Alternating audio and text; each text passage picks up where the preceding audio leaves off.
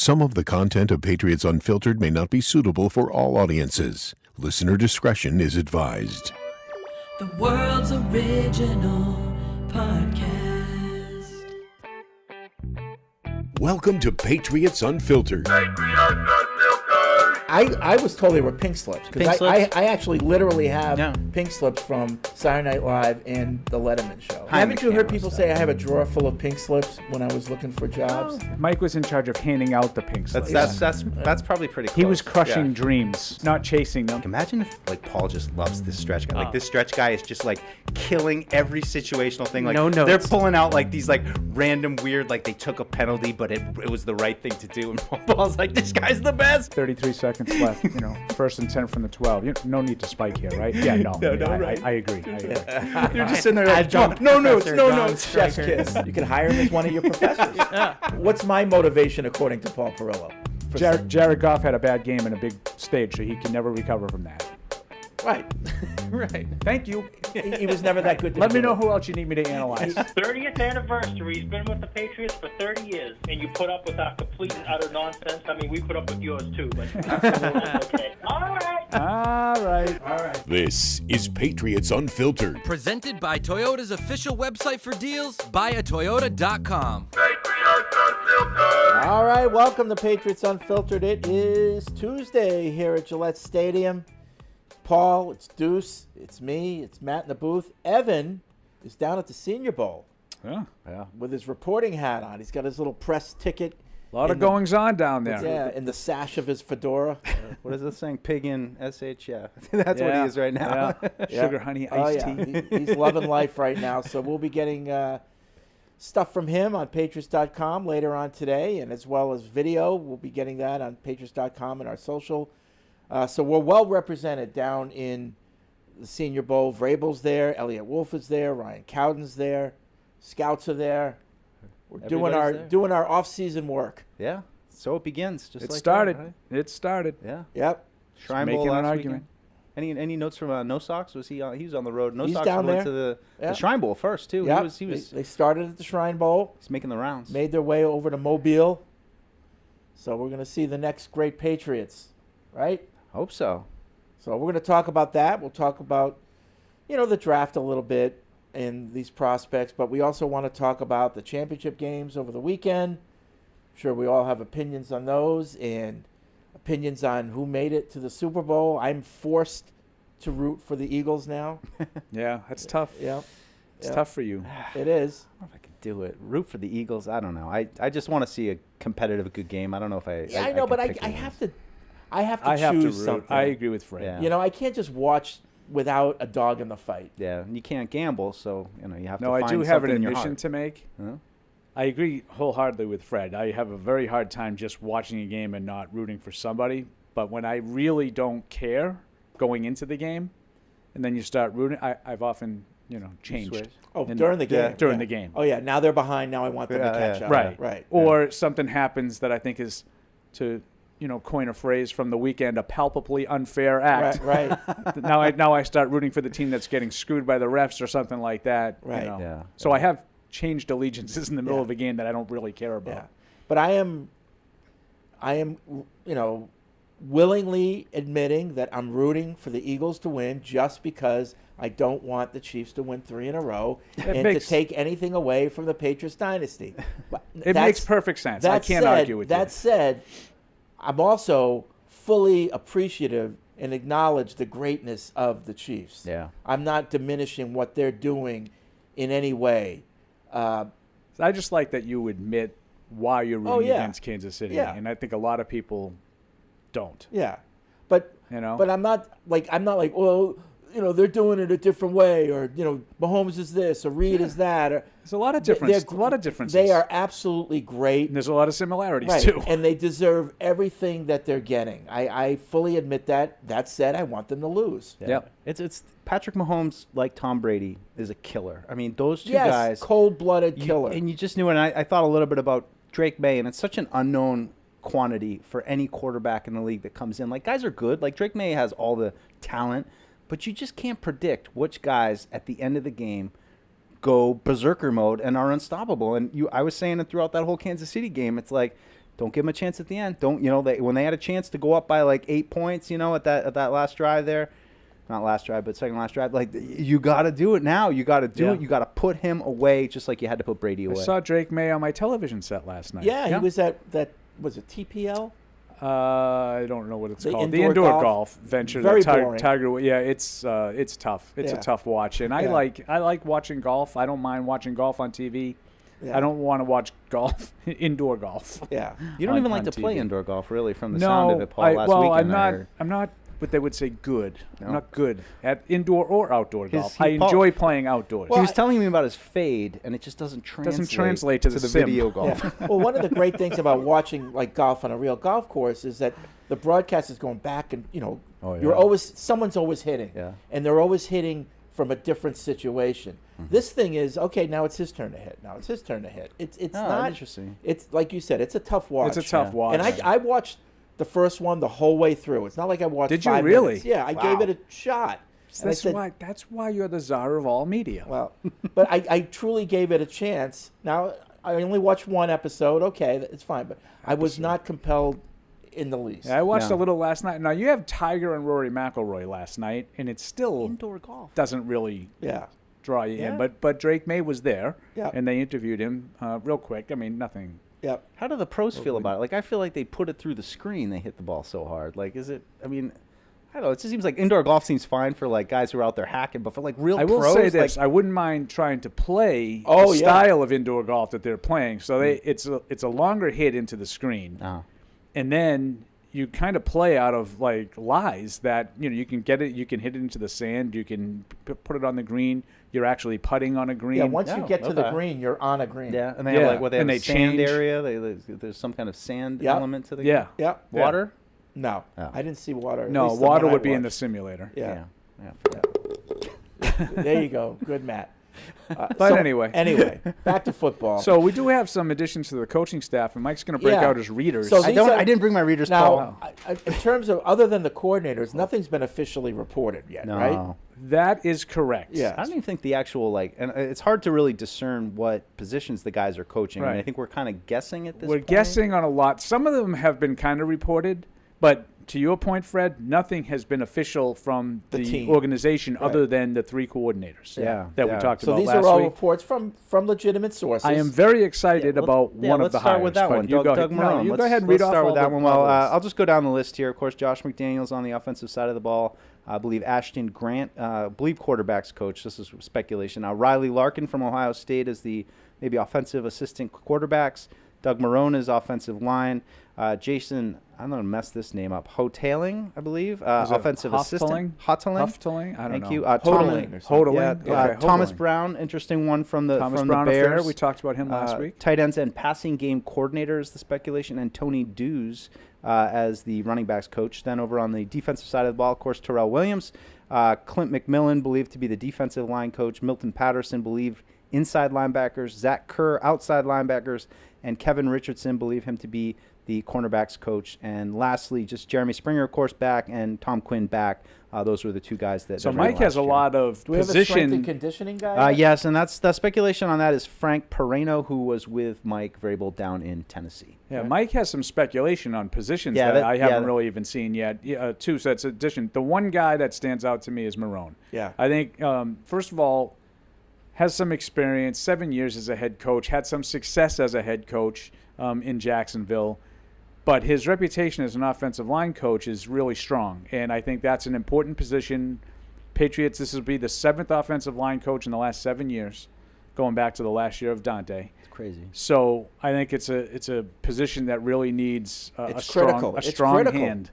It's critical. So I am most. I mean, that's the hire that I'm most excited about. Period. Counting the coordinators. I'm just interested if he is getting some kind of like associate head coach. Assuming that he's the offensive line coach. Right. If it's just that, if it's like senior assistant head coach, I'm not anywhere near as excited about it. Yeah. If he's the offensive line coach, you I'm want excited. someone down in the trenches with them at practice, working on technique, working on communication, motivating these guys. Yeah. That's what they've been, from the outcomes, that's what they've been missing over the last few years. We have to get back to good coaching good coaching. This is football. Yeah, I think a lot of people are excited about it. Just it's a good cross section of experienced coaches. I mean, Doug Marrone was a head coach, obviously. Thomas Brown seems very well respected around the league, and got an opportunity to fill in there in Chicago for a little bit. But also a lot of young guys who seem to be kind of up and coming. So we talked so much about the brain drain with Belichick over the final years and how that staff just thinned out. He didn't have a lot of places to turn. So I think the hope is that you're building a pipeline again of older coaches to mentor these younger coaches, and that it will really start to rebuild that system that was so valuable to continuing the success in the early 2010s. I think when some of those guys had to like Matt Patricia goes from assistant to then he becomes the defensive though that whole thing where they have a real progression. They don't have to always go looking outside. But I'm with Paul on the offensive line though, just to build some continuity. I just think it's an important coach that they've been lacking. Amazing. And he has a really strong reputation. I go off of what people are saying about about these guys. Like I don't, we talked about this a lot. We can watch every day of training camp, and we can watch the coaches. I could watch Dante in Dante's Inferno back in the day. I don't know if what he's telling him is everything is the right thing to tell. No, but you look at the results. Correct. Yeah. So I know, this leads to that, and it's positive. So that's what I've heard a lot about with Doug Marrone, is that he's an offensive line guy that really gets results, and he's had a lot of success doing it. His last job in the NFL was the Saints, the Saints offensive line coach. So I really like that hire. The rest of it, I'm not going to tell you good, bad, or indifferent because I don't know enough about. I don't know virtually. The only other name I even ever heard of was Thomas Brown, right? And I really only heard of him because the Patriots interviewed him for the offensive coordinator job before they officially hired Josh. I don't know. Like, I like the lineage there, like coming from the McVay tree. But since he's been out of the McVay tree, he hasn't really done anything. So I don't know. I don't know what they have there. That's what I mean. There is a lot of carryover from a lot of the different tight pants programs, but I'm just glad that we're not running it back with the same kind of Patriots coaches, and we're trying to recreate something Patriots. Frankly, I'm a little surprised. I thought when Josh came back that there would be some familiar names coming back, but instead it really, feels like they're trying to build a new staff and do something a little bit different and something new. So I think a lot of people are excited about the coaching hires. Yeah, I wonder. They are. I just not really sure why. They're as excited as they are. Like Marrone, I think is a home run. Yeah. But I think there's a lot of like defensive coordinators from Florida A&M that evidently are like these hot commodities. I'm not telling you you're wrong. I don't know who these guys the ball are. knowers. Is that Milton Patterson, I think, is the one? I'm not sure. I think that's the one from Florida A&M. Maybe I'm thinking of a different guy. Yeah, I think so. Yeah, you might be right. The ball knowers know these guys. But Fred, I'm not telling you they don't. This is normally I would be snarky and say, yeah, they know. I don't know. Yeah. I think you're seeing some I'm loyalty coming from to a complete at least people would say, as you always are, a complete spot of ignorance. I think you kind of hit it just before what you said. For fans, I think they're getting comfort seeing them look outside the dynasty and look outside the names that we But I kind of took the banana in the tailpipe last year when it was, like Taylor Embry and, a bunch of other T.C. McCartney and, names from other places that I wasn't overly familiar with their work in the NFL. And a lot of these kinds of comments were made. It was nice to break away from, that Belichick tree, except for the, 5 weeks into the season, everybody was like, none of these guys know what they're doing. Like, I don't know. Yeah. I still don't know then. A lot of people say that McCartney did a nice job. Yeah. I don't know. I'm not telling you that he didn't do a good job. No, I think you're seeing too Vrabel loyalty to a lot of his younger guys that he had in Tennessee. So he's somewhat getting the band back together, guys he trusts. Yep. Certainly with the defensive coordinator, a guy who's getting Terrell an opportunity. Williams had time with him. How'd you say it? Hotling. Hotling? Okay. So. He had time. He was an assistant offensive line coach, I believe. There's a T in there. Hoteling. Yeah. Hoteling. So I believe he was an assistant offensive line coach under Vrabel for a time. So there are a handful. There was another one, I think. Well, the special teams assistant, Tom Quinn, spent some time with Vrabel. Obviously, we talked about Stretch last week. My guy, Stretch. John Stryker. I'm excited about Stretch. Good to have a good. I'm waiting for Paul. I mean, good to have opposite of what we played in guy. the open. Paul being like, stretch, damn it. You know, like he's going to be your guy now when they screw up, you know, situational stuff. You know, that's gonna the be- first game that be the there's Hardy something I Pendrop. disagree with. I'm going to be, come on, stretch. You're better than that. Yeah. So rounding up, so that's good. But taking care of business, getting these people in place so they can start working on 2025. Yeah, I just say the receiver coach is one I'm still interested to see. I mean, you know, people obviously speculating about Wes Welker. I don't know if that's a reality or not, but I do think that's another interesting position for a room that was very disjointed, and that's kind of putting it mildly last year. Love to have somebody in there that you feel confident can come in and get those guys in line and maybe get something out of Jalen Polk and maybe Javon Baker. Yep. So then that gets to, you know, who they might pick this year in the draft. And there's a lot of different mock drafts going around. And the trend now is to push these quarterbacks down past 4. Yeah. Cam Ward and That would not be good for the Shador. Patriots. Yeah, no, it isn't. Say goodbye to It Abdul isn't. Carter. I'm just making peace with that. Abdul Carter. Yeah. If You're no gonna go quarterbacks first get overall? taken in the top 3, that is bad news for the New England Patriots. I think a lot of people are trying to make peace with Mason Graham now, the Michigan kid who. it's Freddie's guy. you know, Freddie doesn't have to make peace with him. Yeah, and I mean, I thought Evan wrote a good piece just about the defense. I think the defense is really going to change this year significantly from what it's been, certainly under Bill and last year, to more of, you know, a basic kind of 4-2-5 nickel get up field kind of thing. Evan wrote about it. Doug Kyde wrote a little bit about it. I think that could result in some personnel So do you think adjustments. if teams buy into this whole thing that, the teams that are at the top now aren't going to pick a quarterback, do you think that it might promote more trading up for a team that really does want Cam Ward or Maybe. Sanders? I think you're absolutely hitting it. I Yeah. think the reason why people are probably talking about it, my guess, is those teams are letting everybody know we're open for business. We're not going to take the quarterback, but if you want one, Right. Yeah. you know, we'll be Yeah. looking Right. to trade down. Just a Right. question of how much you like And then them. the question is, does anyone want those Yeah, guys? right. I mean, and how far are you willing to Yeah. go up and spend? Are you willing to come up to 4 if you like Shedeur Sanders that much? Yeah, it's I don't know. It's an interesting draft year. Well, the thing is, you're not going to come up to 4 because they know they could if they think somebody at 5 would pick a quarterback. Yeah.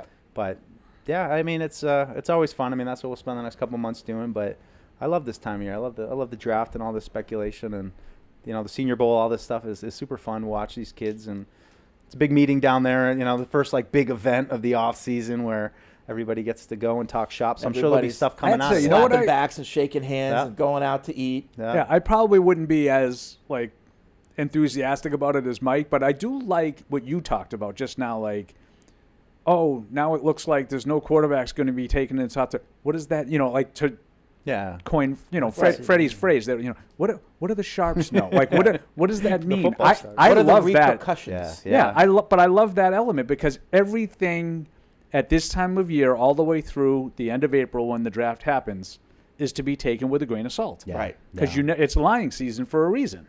And I right. find that a lot of fun to sort of speculate and, oh, you know, they're going to take so-and-so. Well, are they? Or are they going to take this guy? Or do they want to move? There's a lot of different things. A lot of the agents are talking. Yep. Oh yeah. This The is teams it, are right? This talking. week it starts, right? You know, the Yeah. media is the mouthpiece for the team in a lot of these markets, you know, including ours.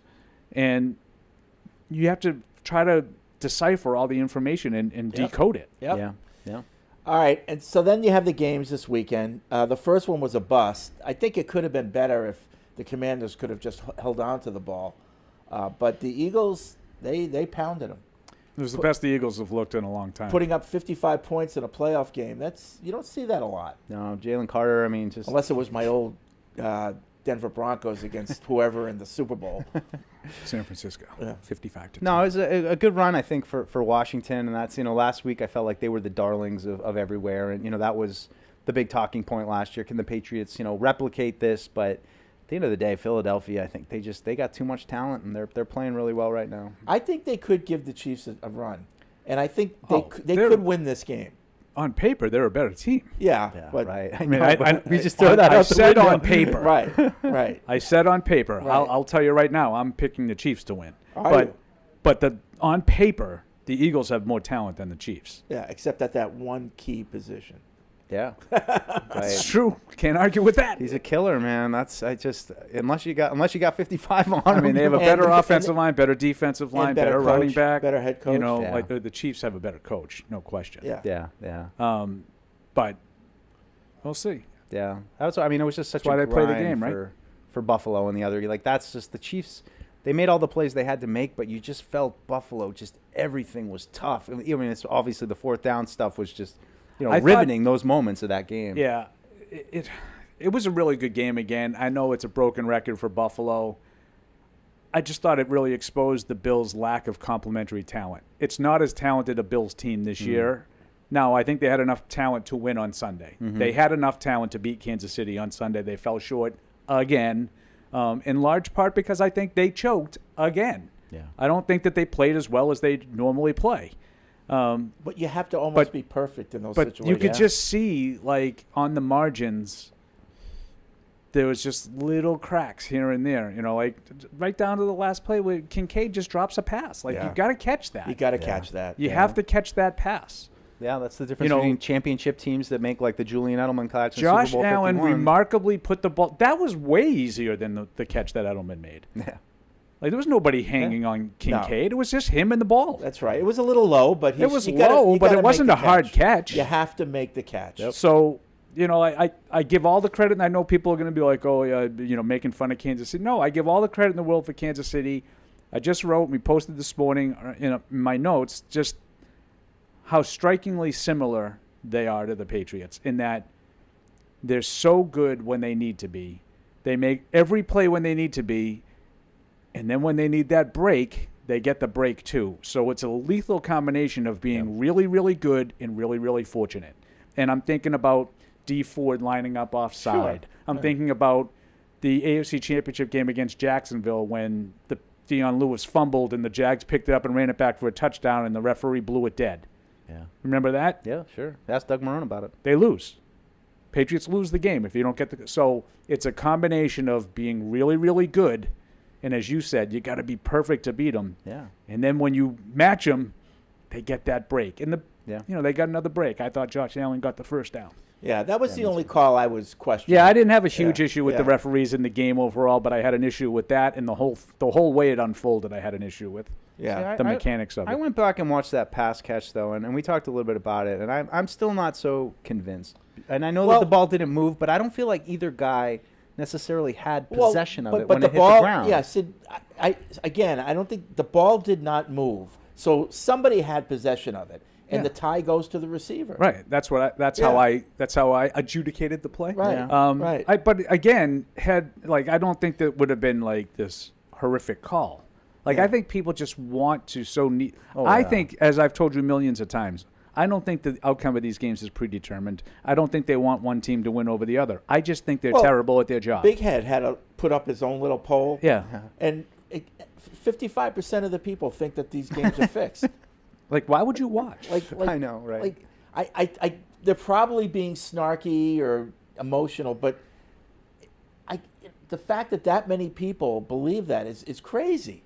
It's crazy. I mean, it's not good for the league, for one thing. And Mike, I don't think you're wrong, by the way. No, I just asking the question because I mean, it does hit the ground, and I did. understand. It absolutely hits the ground. I just didn't think it moved. Right, and I understand, and Fred clarifying made with myself chuckle. the tie goes to the receiver, and that somebody did have possession of it. So I guess that's a little clarification I wasn't exactly thinking of, but no, I'm with you guys on the other one. I thought on the fourth down in the end, I thought of Paul just because the two refs came in at different levels, and you could see the far guy had and him, what had I didn't him have like it about easy. it and why I mentioned the mechanics, from what I understand, and I read a little bit about this yesterday morning, that's generally how it works, is the near side whoever's called. Now, he ran to the left side, which is another problem in and of itself, is that Joe Brady, Josh Allen, and Sean McDermott never once adjusted to the fact that Kansas City was overloading to the left side, knowing that that's where Josh Allen goes. They just kept doing it the same way. Some of them they got, some of them they didn't. But is that a Josh Allen decision? I just why I included all of them. Yeah,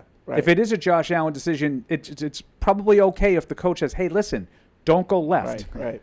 But the guy on the near side was closer to Josh Allen. So that's generally how the mechanics work, is he'll have the overrule on the spot. Mm-hmm. What I thought they messed up, though, is it was clear that Allen got twisted and the near side guy could only see his back. There's no way he possibly could have ever seen the ball because he was completely twisted around. Now, the guy on the far side had a good look at the ball. And let me tell you, he didn't have it being close to a first down. He had it well over the line. He Yeah. had it a good 6 inches to a foot over the line. Yeah, because he started here, Yeah. and then he saw the other guy, and then he moved this way. They adjusted by a good 2 feet. Yeah. Yeah. So it wasn't like one guy had it here and one guy had it here. One guy had it here, one guy had it here. Yeah. Yeah. You know, and that, to me, shouldn't happen. Yeah. It was still a great game, though. I mean, some of those Was third down epic. throws that Josh Allen made, the one to Mac Hollins down the field. Even my lovely wife, she watched the whole game. She was like, "Oh my God!" The one to Shakir in the middle. I mean, just they came out tight though. I mean, those first 2 passes looked like they were both going to get picked, and I kind of put that on the coaching. I think that's what a lot of people have been saying. Yeah, That I they think way seem too tight much has been made and, of that. I mean, I agree with you 100%. Yeah. That they looked like they were a little tight at the very beginning of the game, but they settled right down. Yeah. You know, they went down and drove the length of the field the second possession. Yeah. Another thing that I was talking about, and there's been a lot of, where did James Cook go? Talk. Well, they had a drive in the third quarter where it was a lot of run. It was almost all run. I think it was one pass. Yeah. It was all runs. They went down and scored. The next possession, it was all passes. And they went down the field, and that's when they got stopped on the fourth down. And there were passes to Cook. Yeah. They were like, so to me, like, in other words, passes to Cook are like runs. They're little swings that he got big yards on. I think he got like 3 catches for 45 yards. Yeah. So, like, I don't really think that they got away from Cook as much. I mean, the running game. They maybe got away from Cook in the last drive. Because then the next drive, they threw the ball right down the field and scored a touchdown. So 2 of their last 3 drives was very Cook-centric. The third of the last 3 was not as much Cook, but it was a touchdown drive. And then the last drive, they had 3.5 minutes left. I think they ran it too much.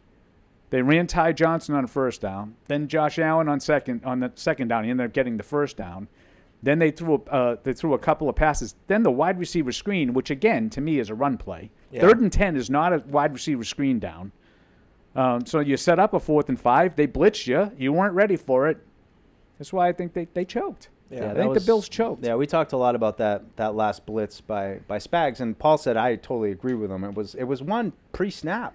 Before the snap, Josh Allen, not recognizing who was going to come. I mean, credit. I know it came out from Buffalo. Osiris Torrance, their right guard, said that they kept showing that look all game, and they kept dropping out and dropping out and dropping out, like they were just saving it for that one key moment. And I think Buffalo might have assumed they're going to drop out again, and they didn't. And you saw what happened. They got pressure right in his face. 2 defensive backs on Yeah. that. It was, But I aggressive. know McDuffie was one of them, and I think it was Reed Mhm. Yeah. Yeah. was the other one. Yeah. I mean, Yeah. so give Spags credit. I mean, Yeah. risky play. He did but it it to the worked. Patriots. And too. there were guys wide open everywhere. Yeah. Like Yeah. that's Oh, yeah. what you're hoping I'm going to get there, and he's not going to be able to see it. He could have, if he knew right away and he recognized it, he swings it out to Shakir for an easy first down. Yeah. Yep. But once he Mike took and the I will snap- get to that later. No. And yeah. you couldn't be any more open than Kincaid was. Yeah. Yeah. Like you watch the overhead of that, there's nobody covering him. Mm-hmm. But he's running for his life, and he got it as close to him as he could. And unfortunately for Buffalo, they couldn't make the play. But all 22 Cowboys killing Josh Allen for Oh, not throwing the swing wow. to Oh, Shakir. yeah. Did you see that? Ryan Fitzpatrick Yeah. had the guy for lunch. It was Oh, awesome. yeah. Yeah. Did you That, see what that was good. what Ryan Leaf did too? Ryan Leaf was a little weird. It was like stuff him in a locker kind of response. I don't know. There was a lot Well, of yeah. that He's calling him a yesterday. nerd. Yeah. But Yeah. like it's clearly there was a lot of anti-nerd in this game. Like Yeah. Yeah.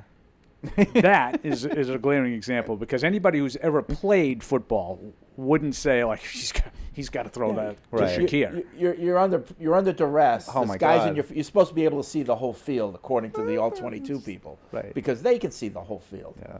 In the comfort of their own Right. home. Now, like I said, and like I think Mike explained very well, I think where you could question Josh Allen is, did he get fooled pre-snap? Yeah. Right. And should he have known that was coming, and then he immediately gets the snap and he flicks it out? Brady would have done that. Yeah. Mahomes would have done that. Or the inkling that maybe they're coming this time, and Yeah. I need to at least That's go to, fair. have my heart ready to go right to But right to the flag. not knowing that blitz is coming and getting the immediate pressure that he got, I don't see how you turn your hips that fast in the opposite direction Right. to throw that pass. So they and that guy got a lot of heat. which I think he deserved again because here's the part that I really didn't like. I watched a little of his clip, right? And he says it was a similar play to last year in the playoffs against Kansas City. Same situation, 4th and 3 in the fourth quarter, and he throws that same little, the orbit motion. Oh, good, where, Paul. Good. Right, where he reverses like he's mansplaining football to everybody. And the guy, and Shakir is wide open in the flat. Allen gets the snap, throws it right out, right up the sideline, easy first down conversion. It's a major difference on the play, though, Fred. What do you think it was? There was no blitz. Oh, and that It was a it was a 4-man rush that they completely held to he had all day. Right. Which is, makes it a little bit different. Yeah. The other thing. Okay. So on the nerdisms. Get them. Well, you got to go for it all the time, right? You got to go for 4th down. You go for 2. You do this. You do that, right? You play the numbers. You play the percentages, right? What was Buffalo during the course of the season? I think they said it during the game, early in the game. They were 28 for 30 on Josh Allen quarterback sneaks, and on the 2 that they got stopped on, they got them on 4th down. So they were 30 for 30. How'd that work out in this game? Right. Well, my numbers say I got to go for it every time because I have 28 out of 30% chance of getting it. Yeah.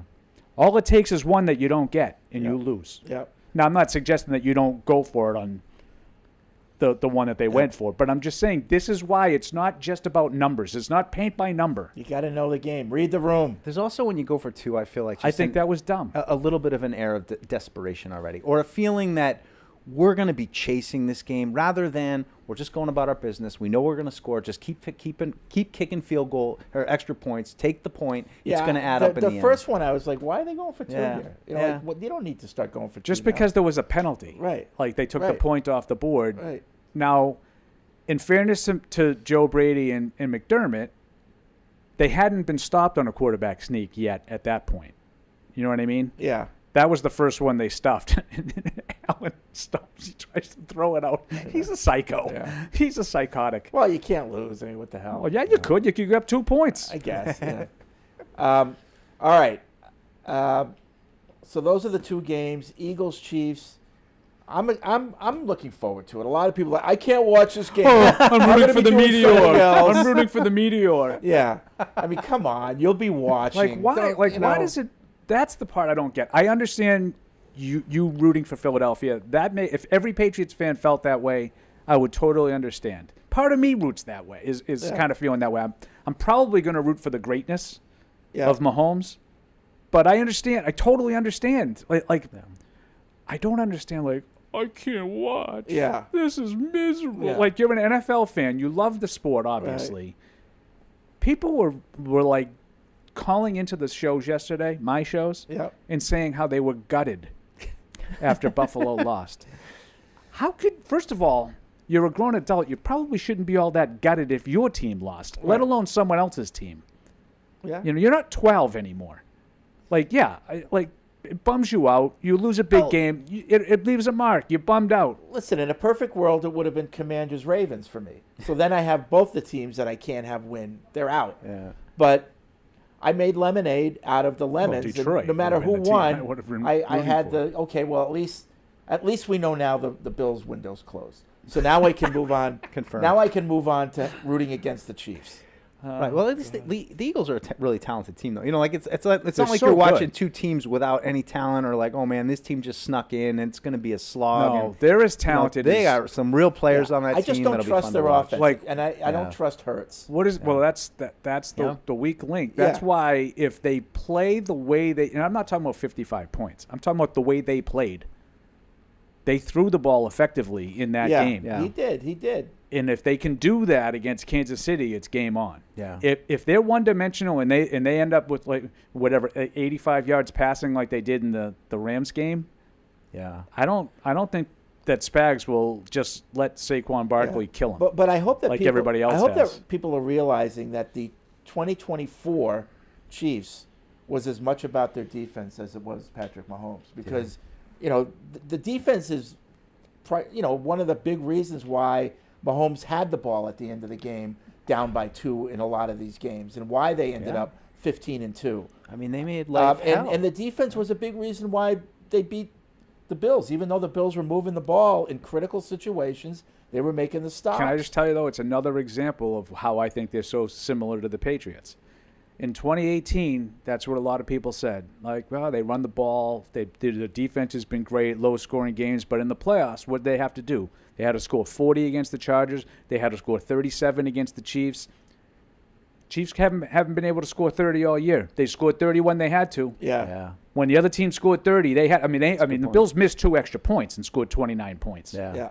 Because they needed 30, and they got 30 when they needed to. It's just another example. It's just so similar to the Patriots. They just do what they have to do. Whatever the game is, whatever the game declares. Yep. Right, but They know how to win. And not a lot of household names. I mean, other than Trent McDuffie and Chris Jones, it's it's not a lot of guys who are on defense? superstars or Chris Jones might be the best defensive player in football. But I would also say that Nick Bolton can play. Mm-hmm. George Karlaftis can play. Even like that Chenal guy, he's pretty good too. Leo And Chenal. the guy in the middle with Penny, or what's his name? Dana. I forget. Mike Dana. Something like that. Dana, he had a good big game. guy in the middle of the defensive line. I mean, Chris Jones is a monster. Yeah. Oh yeah. I mean, talk about those 4th down. He was offside on the He was also He was in and out offside of on that the- game. Did he offside have on the something going sneak. on? He was. I noticed that too, Fred. Does he always look like he's crying? Yeah. He always cries at the national He anthem. sweats out of his eyes. He sweats out of his eyes. Yeah. Is that the medical term? He seemed to be out a lot of. I critical noticed it plays. early in the game, and they were talking about him, and I'm like, it's like the 3rd play of the game. What's he doing on the sideline? Like they're showing him on the sideline. Well, that was like the Cook thing. That's where I do, the second guessing to me is not necessarily how many touches Cook had, but why was he off the field so often? Yeah. In key I junctures. don't trust the other guy. I mean, Ty Johnson and then Ty Johnson, I think is fine, but Ray Davis looked a little Ray nervous. Davis looked He looked a little tight. Yeah. All right, so 2 weeks until the Super Bowl and Pro Bowl games. You excited about those? Yeah. I'll have to get your update on that next Tuesday. You guys can fill me in on that. No, I'll have a weekend off from watching TV. That's for sure. Do some indoor golfing, Fred. Did the Celtics win last night? They did not. No, they didn't. They blew a 10-point fourth quarter lead again at home. Again. What's going on with them? Everybody's healthy. What's going on? I think they got some issues. Okay. As I said earlier, I'm small c concerned about them. All right. They got some issues. So 855-PATS-500 is the TPX hotline. Podcasts at patriots.com is the email address. Want to remind everybody, if you want to get the PU newsletter, which is a lot of fun. It's all about the show. It's all about us and the listeners.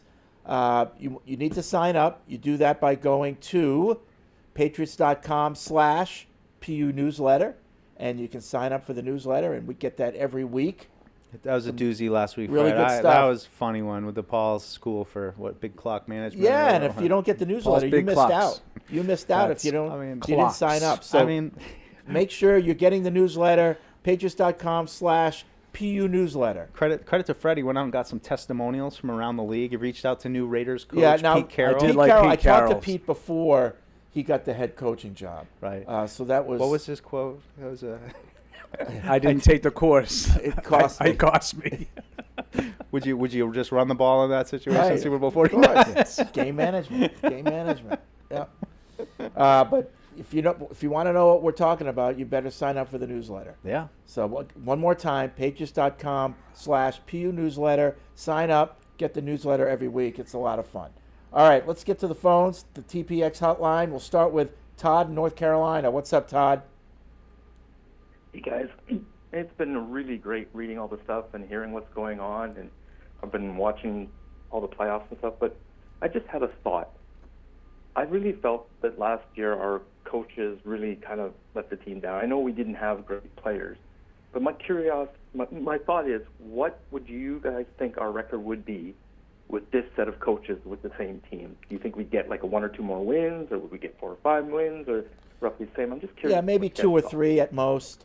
You need better players. I think if this coaching staff was the coaching staff last year, they would have gone 4-13.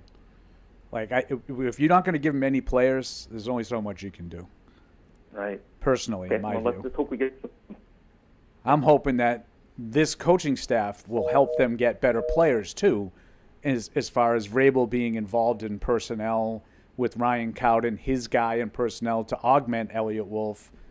they got to make some moves. They got to get some players. Yeah. I mean, I wish I could say, but I'd be hopeful that this coaching staff could get better play out of some of the players that we know were better than they played last year. I mean, I generally agree with you, but at this point, it's all unknown commodities. I don't know. I mean, we'll see. We'll see how they line up in the spring. It's the first, thing that these coaches need to do is sit down with last year's game tape and do a thorough evaluation of every game and the performance of every player in every game to say, this guy isn't Can't as hurt. bad. Can't hurt. Is Yeah, that I mean, what you would do? Well, that's the position coach's job, and that's what they should be doing. And then they should have a full report on, how these guys are going to fit into the new scheme and what they want to do. Should point out, too, Andrew Callahan had a story, I believe, over the weekend about Kyle Duggar having, a significant high ankle sprain and needed to get surgery in the offseason. So, we were hard on him all year, and, I mean, it was right there for everybody to watch. I mean, you don't have to go to PFF to tell you he didn't have a good year.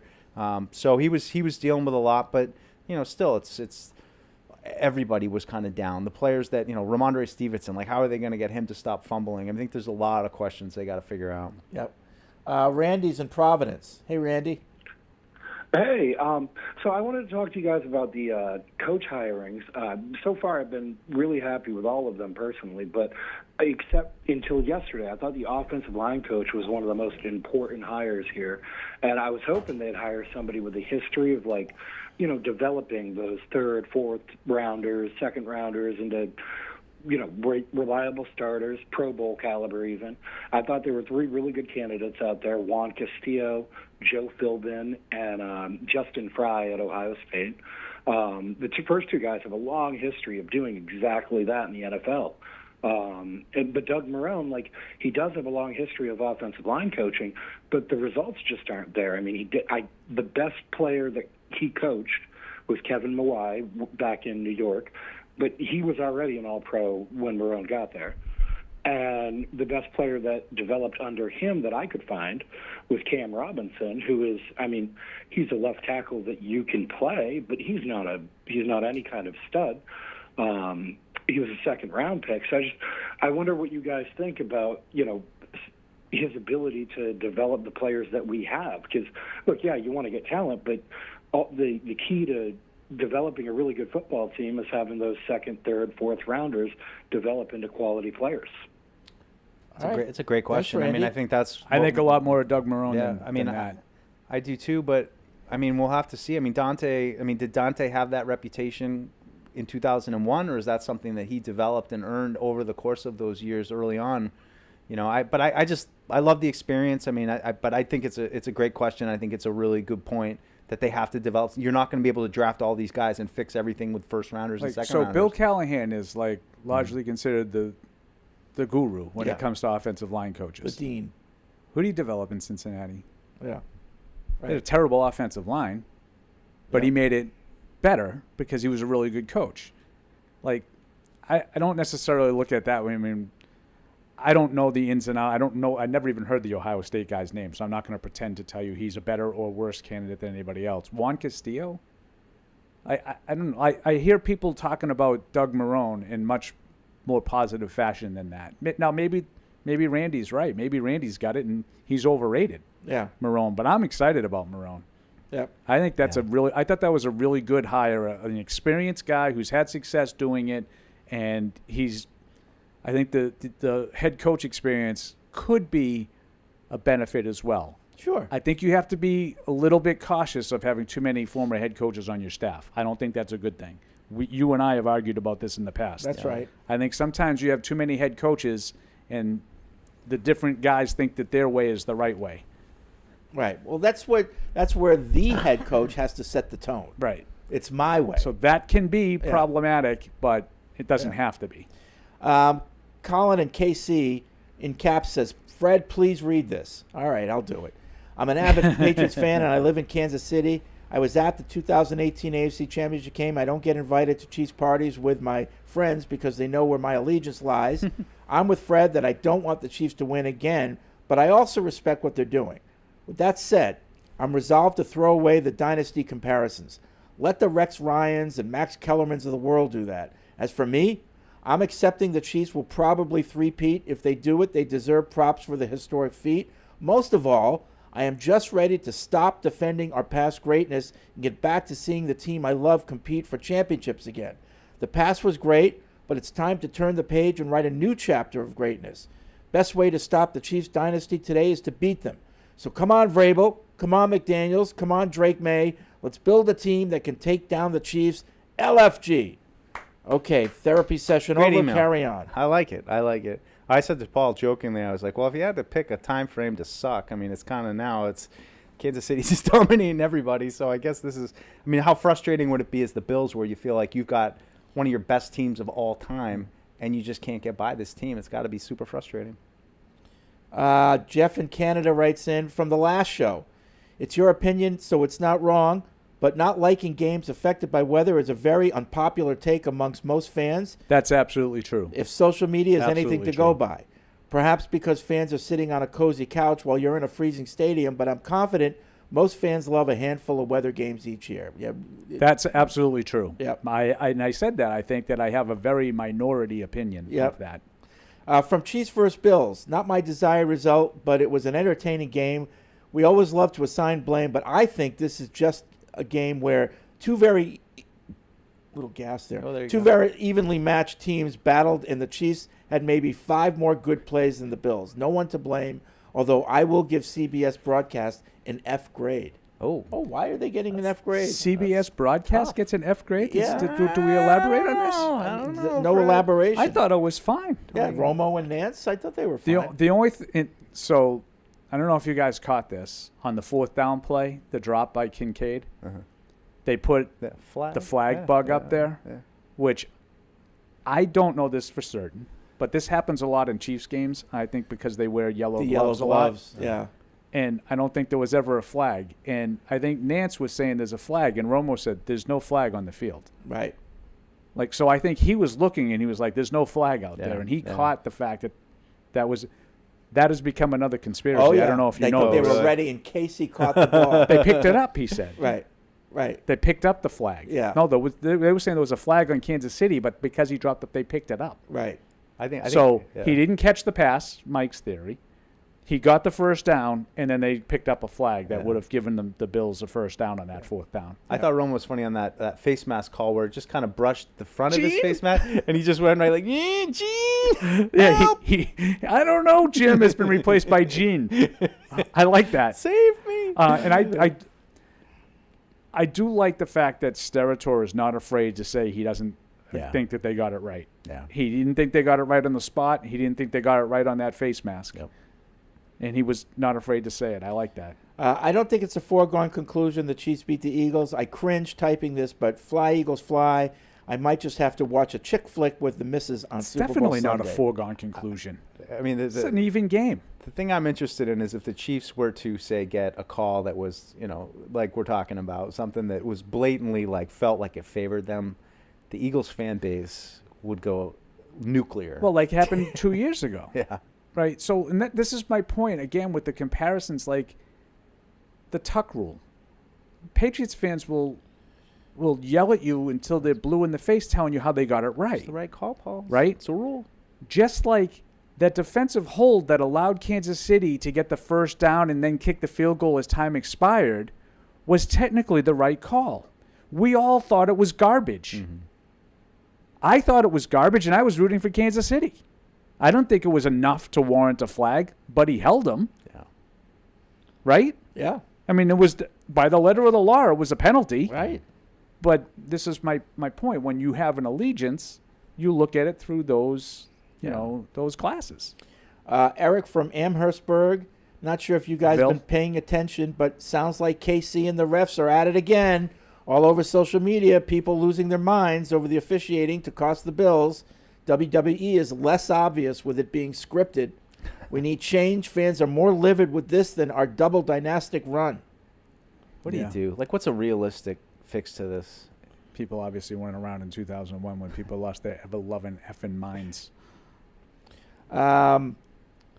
Let's see. Who's Laser this? chains? Robert, as a lifelong Syracuse fan, I'm very excited to see that Doug Marrone is on the staff to, we assume, lead the offensive line. In his first season as the SU head coach, the team was visibly better by midseason and made their first bowl game in several seasons the following year. Doug played under Coach McPherson and will bring the discipline and accountability to the program that seemed to be lacking last season. I also love that Vrabel seems to be bringing in some developmental coaches to hopefully be prepared to advance as assistant coaches when they inevitably move on. Overall, very excited for this offseason and future of the team. Okay. Can I ask a question? Because I saw some Mike. criticism of last year and saying, why didn't we hire some of these kind of guys last year? But they weren't really putting it at wasn't it Mayo's choice who he hired? I don't know. This is kind of what I was talking about by people now they're doing it. I think they had the same philosophy last year. There was some guys they brought in that they knew a little bit about, like Pellegrino and Belichick that they kept. Yeah.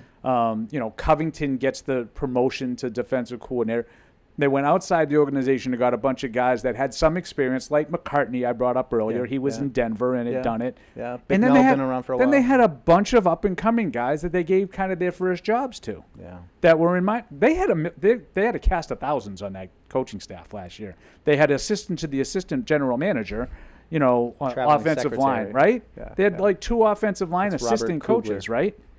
Yeah. So I think that their theory last year was very similar to what their theory I think is right now. I think right now they're identifying better people to fill the roles. Yeah. But again, I think well, I don't you gotta see. I'm sorry, I'm not well versed on the Riley. What's the guy's name? Riley. Oh, please. Milton something or other. Patterson. Riley Larkin. Oh yeah, I think I might have got there's that. a Riley Larkin. I think I might have gotten that. He's the I Ohio don't- State guy. Yeah, I mean those guys could be the next guys, the next tight pants guys for Right. all I know. And then all of a sudden you're like, wow, it's like Josh McDaniels and Brian Dable from 2000. Those could be those guys. That would be John great. Carroll guy too, right? Yeah, one of them is, I think, there right? You go. There you go. Brendan in Dedham. While I ultimately am a fan of gathering a diverse and experienced staff, the fact that every single offensive hire has been a Vrabel guy, predominantly West Coast, has given me some pause. I'm worried that McDaniels was foisted upon Vrabel, much like Bill O'Brien was forced on Bill. I would have expected at least someone McDaniels worked with to be on the staff. Hopefully I'm proven wrong and McDaniels really just is adapting his offense to a more West Coast scheme, but I wonder what you guys feel about that. I mean, I hope he wasn't. I think that's a great point, and it's something that's been on my mind. Yeah, and now what does Schefter know? But Schefter, was on record saying to a couple different shows, including Andy Hart's show, that no, this was a Vrabel pick. Yeah. So, No. But all the coaches are Vrabel picks. Oh, yeah, the coaches are. Yeah, but he also wondered if McDaniels was forced on him. There's 2 ways of going here. This could be a positive sign in my view, because so how about that? Yeah, I'm take that side of the street. Very Paul. Go high ahead. on Marone. Carve it out. And I think it could be a positive because I think that might be an indication that Josh is willing to adapt the offense a little bit. I don't want the same old offense. That's just me being stubborn. Yep. I'll admit that's me being stubborn. Yeah. I want to evolve a little bit offensively, and I think these guys coming in might be an indication that Josh is willing to evolve a little bit and maybe change some of the concepts that they've clung to for 20 years. Right, but the other side of the street, which is where maybe you usually live, would be that Josh is the one that stands out amongst this group and that he doesn't fit. And what the emailer's saying. And I don't buy into the continuing of the meddlesome owner narrative, and I think that's what that is. I just don't really understand why they would do that, just because he's a familiar name. I mean, it just stands out. Like, well, then if you're going to do that, then there's make it all 2 happen. schools of thought in this. People have thrown this back at the people that have said this, but if you had to say, if Mike Vrabel got the New York Jets job or the Chicago Bears job, do you think Josh McDaniels would be his offensive coordinator? Yeah, I heard this. Why not? I don't think there's any chance. Michael Felger dismisses that out of hand completely, and I don't Phil understand why. Phil Perry's the one who said it initially. Said, well, why? I don't get why. Because I don't think that it would have been his pick. Why? Because he didn't work with them. I think all these guys that he's bringing into the staff, he's got connections to, except for Josh McDaniels. Well, I don't know if that's true. I mean, It all is. the Well, list it's of all pretty I just- true. He doesn't have a coaching connection to him, But he has a familiarity with him. Knows how he coached the offense. Ish. Yeah. I mean, for a couple years. But is I mean, Josh McDaniels not an appealing? I mean, I know you're gonna. I'm I know not- you're no, gonna no, come I'm back not at me saying, with. No, I'm not. I'm But- just telling you the two schools of thought. No, I know. I'm just I'm presenting facts. But I'm glad you brought this up because Felger did this, and I'm like, why are we just completely Yeah, dismissing I just out of wouldn't hand blame Felger for it. that Like it's a all right? Phil Well, that, Par- like, oh, I know, but think a that's lot where I of- heard it. That's where I heard it. But why? Well, has like Vrabel he was just been like on record absolutely since not. the hire? Has he talked since the hire? Not that I'm aware So of. let's hear. I All right, heard Does it Evan really Lazar. matter what he says? Well, how he says it, Okay. like he's not. Yeah, He ain't gonna say this. Yeah, I didn't want him. Of course not. But how does My, he? my top pick turned us how down, does so he- I settled for Josh. How does he answer the question? Yeah. Yeah, I don't. There was no one else in my mind. Josh is that he's got And if you had been somewhere else, would you have brought Josh in?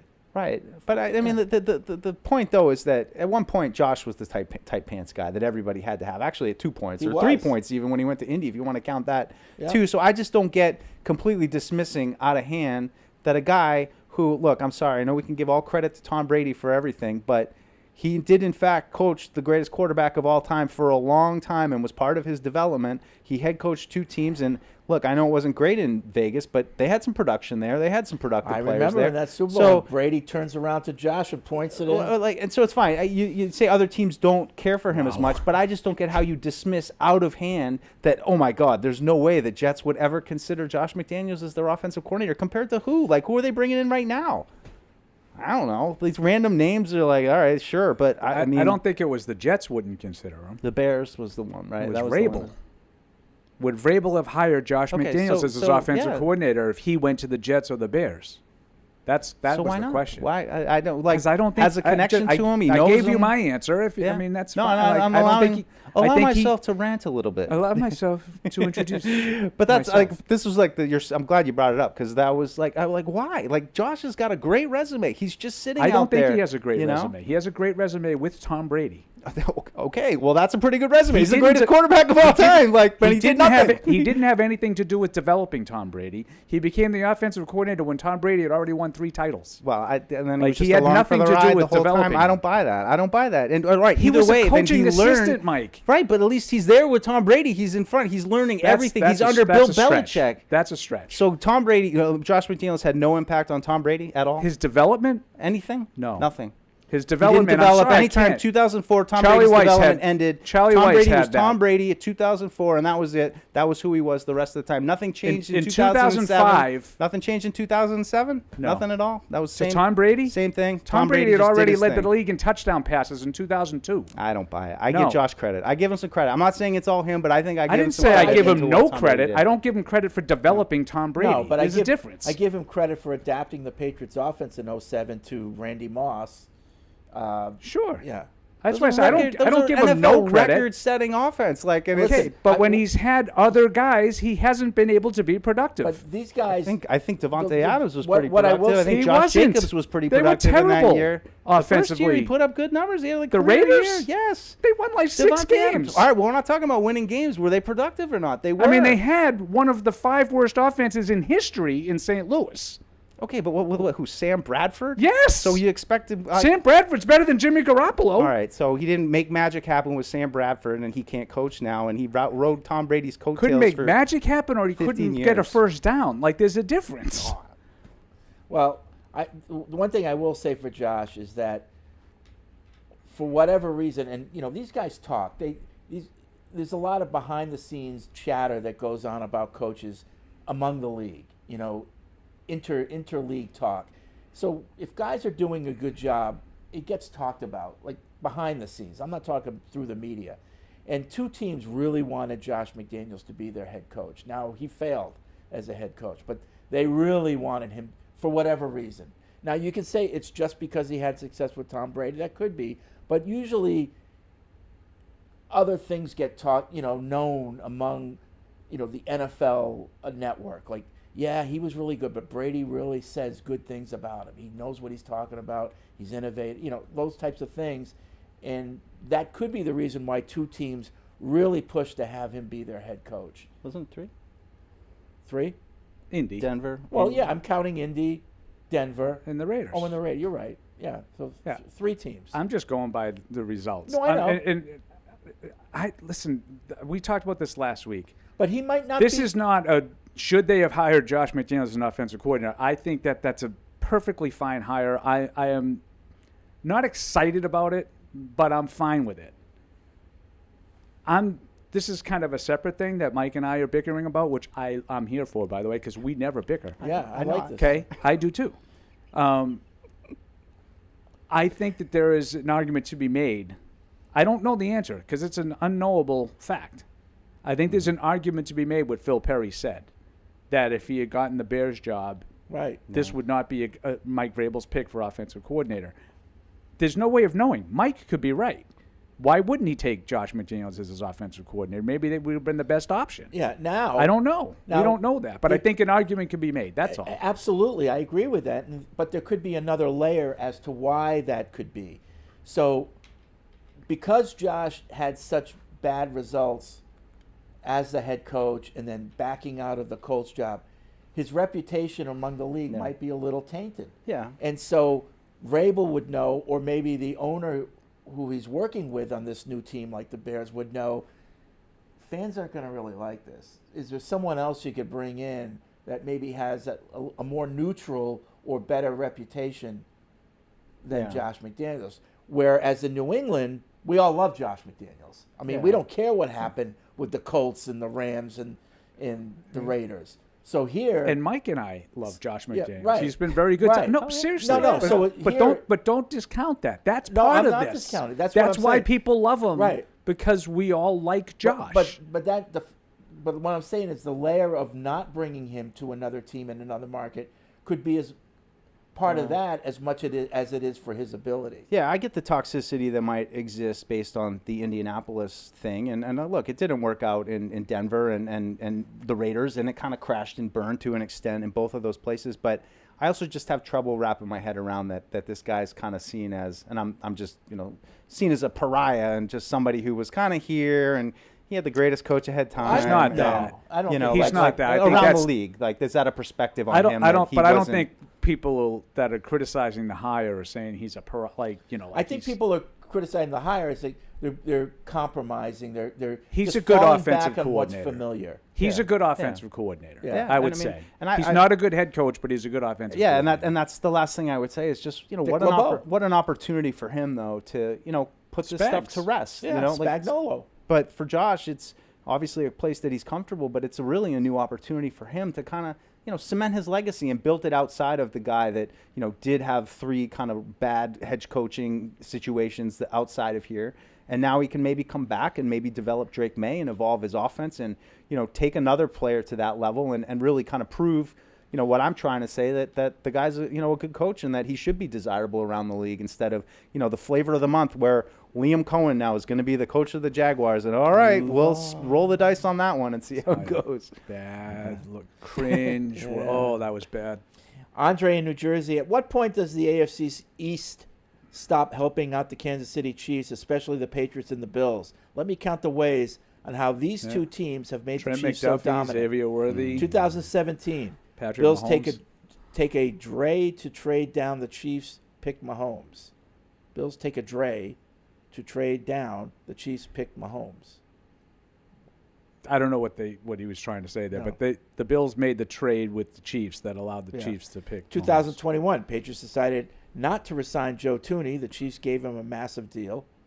2022, Patriots decided to move out of their 23rd overall pick and gave it to the Chiefs, which turned out to be Trent McDuffie. 24, Bills decided to move out of the first round, and the Chiefs moved up and took Xavier Worthy.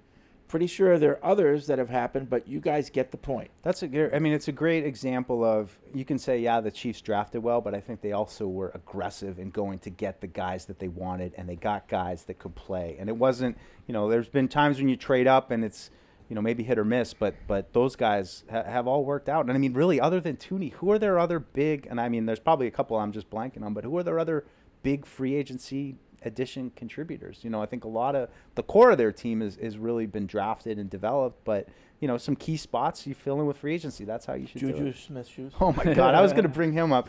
Can you believe it? Like I don't really tweet anymore, but like that was something. I'm like, that guy did nothing but drop passes and look disinterested in Patriots training camp, and now Not two passes. I'm not here for that. But I was even playing. Like I just don't like. The guy I saw out there seemed washed. He could not play, and I know he caught two The passes. big one but to still. me on those is the Worthy one, and not because I think Worthy's great player or not. He's fast. The Contested Bills, catches, the too. Bills planned on and wanted badly to draft a wide receiver, and yet just decided we can trade with somebody else and just get. It was a Bill move. That was a Yeah. Belichick trade. Yep. Yeah, sure. Yep. Now, vintage Belichick, Keon Coleman will end up being light years better than the other guys that got taken, Worthy and Leggett, right? Because those are the guys that the Bills traded down twice. Yep. Because they ended up drafting Keon Coleman. That would be the narrative. But more recent Bill Belichick, those guys would be DK Metcalf, Deebo Samuel, and Right. Terry McLaurin to your N'Keal Harry. Right. So we'll see how it goes with the Bills. That's the one I think you can really question Brandon Beane. Like, you wanted a wide receiver. Why don't you just take the one that you like the best? Yeah. Now, you're going to argue with me and tell me that, well, we liked Keon Coleman the best, so We we thought didn't we could care. get him I 5 don't picks later. believe that. Yeah. What I did don't they believe- roll into? What did they get? From And I these think other Keon picks? Coleman will be fine. I think he had a pretty solid rookie year, but I don't think he has the upside of a guy like Worthy. I think Worthy can be dynamic. Well, now I do. I mean, early in the season, I thought Worthy was a speed guy, but I mean, the way he's playing tough and like I just kind of joking, but serious too. Contested catches, By the like way, making play for another 170 vintage pounds. comparison to the Patriots. Mm-hmm. Christian Benford goes out in the first quarter, and they absolutely tormented yeah. Kyer they Elam. did. They Yeah, did. They went after him. That's exactly what Brady and Belichick would have done. Over. Yeah. Again. I'll give you again. Brady and Josh would have And done. How's that? McDermott, I love it. McDermott even said it in his interview. They're kind of going after him. Like I love that Yeah. openness. Yeah, Like this is what's happening. Right. It's no secret. Ford and Savannah, 3 thoughts from over the weekend, wondering the PU opinion. Number 1, Kansas City's good, complaining about the rest by Patriots fans, pretty bad. Petty and bad, he says. Number 2, the refs suck. Can't wait for AI to replace them all. Number 3, going for 2, down by 2 early in games, came back to bite teams. Every point counts and puts you in a bad position later in the game. Take the 1, even if you're down by 2 in the first half, at least, maybe even in the first 3 quarters. I think this. I'd like to break it down. I'd like to get into the nitty gritty of, there's all kinds of individual things that we complain about with the refs, spotting of the ball, the calls that on really the drives me quarterback, crazy, Mike. all that kind of stuff. Like, and it's not just make them full time and everything will be fine. I think there is an element of technology that could come into play that we talk about. Is it Lasers. is it time for time? Is it lasers? time? Fred, I don't know if Fred's food's coming, but you know way more about this crap than me and Mike do. This technology. You know that there's been a chip in Thought the ball. leader. No, there's been a chip in the ball since I think maybe 2017.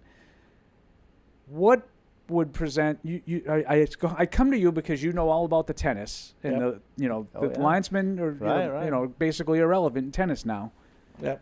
Is it because there's nothing in the way that it works? I think that's it. I think in order to make it work, when you have huddled masses of players, the number of angles that you would need talking to that chip. triangulation. Yeah, I think it would cost a lot of money, Crossfire. which, again, let's then have a bake sale and we'll help pay for it. Yeah. It comes down to the will of the owners to make sure that they're spending the money to do it. It has to be obviously the same in every park, Yeah. no matter what.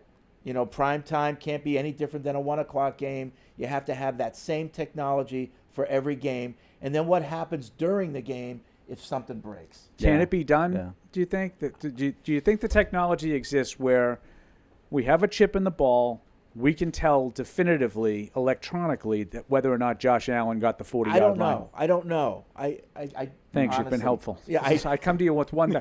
yeah. I don't come I mean, a second obviously, time. if there's nobody around, they're doing it in tennis right now. Yeah. You know exactly.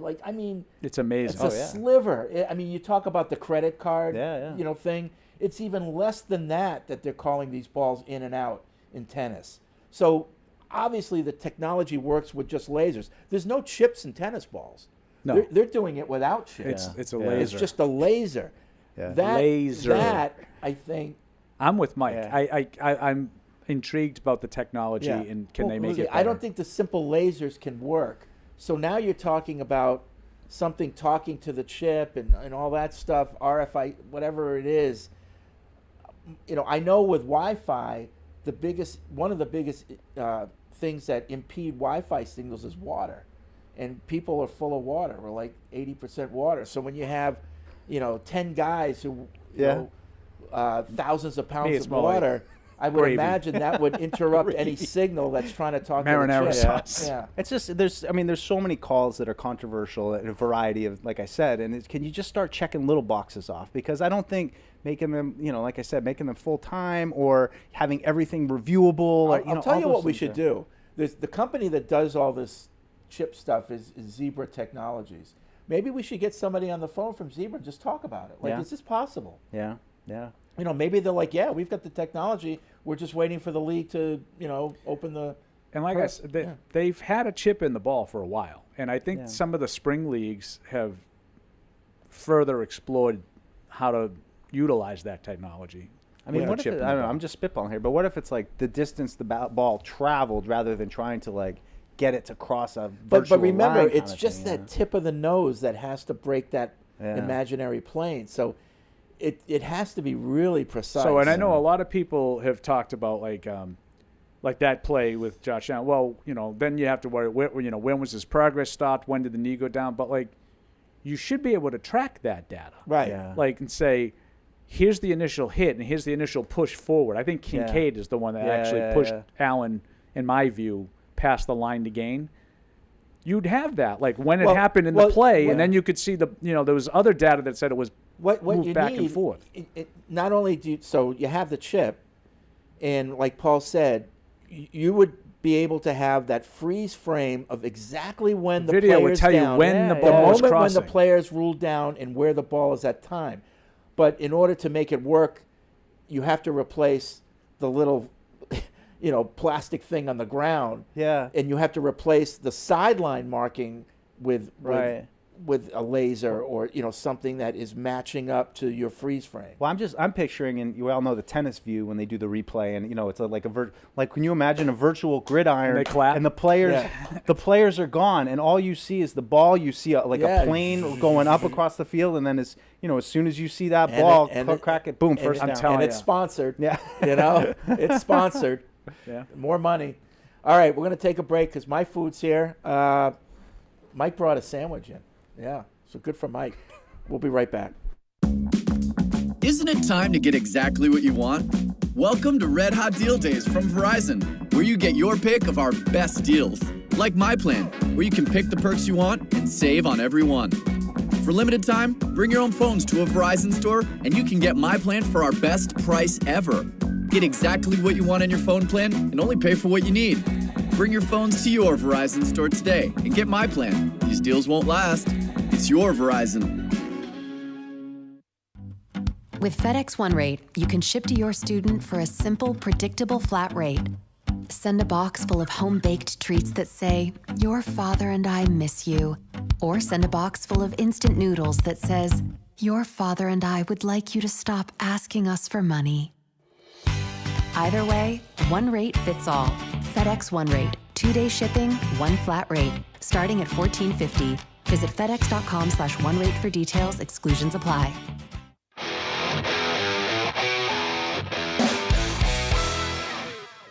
It's time for another episode of Pats from the Past podcast. Matt Smith along with Paul Perillo. Pleased to be joined by number 28. Can you believe that? Number 28. It is great to see Corey Dillon here. Corey, thanks for joining us, man. Thanks for having me. Really appreciate it. It's great to see you. It's been a while. I know you came back in December, right. I think last year. You're here today. You're going into the Bengals Ring of Honor or Hall of Fame. It seems like you're reconnecting with the franchises that you played with, and that's got to make you feel great. Yeah, it's been a long time coming. I kind of went off the the reservation, so to say, for many years. So just getting back and coming back around the organization, it's a good feeling. So full disclosure, we did try to get you in December too. That's one of our few failures. Yes, now, right? yes, you're right, Paul. We didn't get him the first time around, but it is great. I would echo what Matt said. We're going to get into the 2004 season, but that is one that I think has a special place in the heart of a lot of people in this area. That 2004 team was a special team, and I'm really looking forward to getting some of your thoughts. Oh man, it was great to be a part of that team, man. There's so many Hall of Fame caliber players on that team. It's crazy. That's one of the favorite teams out of my whole career I played for. And dude, I had a great time. That was one hell of a run. So let's get to it. It's April. It's before the draft. Right. Were there conversations going on? Did you think that was a possibility, or did it catch you off guard, Corey? No, man, to be honest, I'm at home. I'm thinking like worst case scenario type things. So I'm thinking like, man, I may have to sit out a year or whatever. I think the Raiders was real serious about bringing me in, and that was my first option, and that's what I was thinking. Like, man, I might be going to Oakland. So to actually get the call from my agent was like, and he told me like this. He was just like, pack a bag. We're going to Boston, and I said, for what? I'm like, for what? What are we going to Boston for? And he just told me, man, shut up, just pack a bag and meet me at the airport. So actually coming down here and meeting with Bill and Scott Pioli, man, we had a great conversation, and it was simple, man. It didn't take that long. It was just like, hey, you know what? Do you think you could play for us? I said, absolutely. We shook hands, and that was it, and the rest is history. So at the end in Cincinnati, we were only watching from afar, so we're seeing the highlights, we're hearing the the chatter, and we were like, well, does this guy really want to play? But it got to the point where it was so bad for you with that organization that you felt strongly enough, as you just said, that you thought you might just sit out rather than play for them again.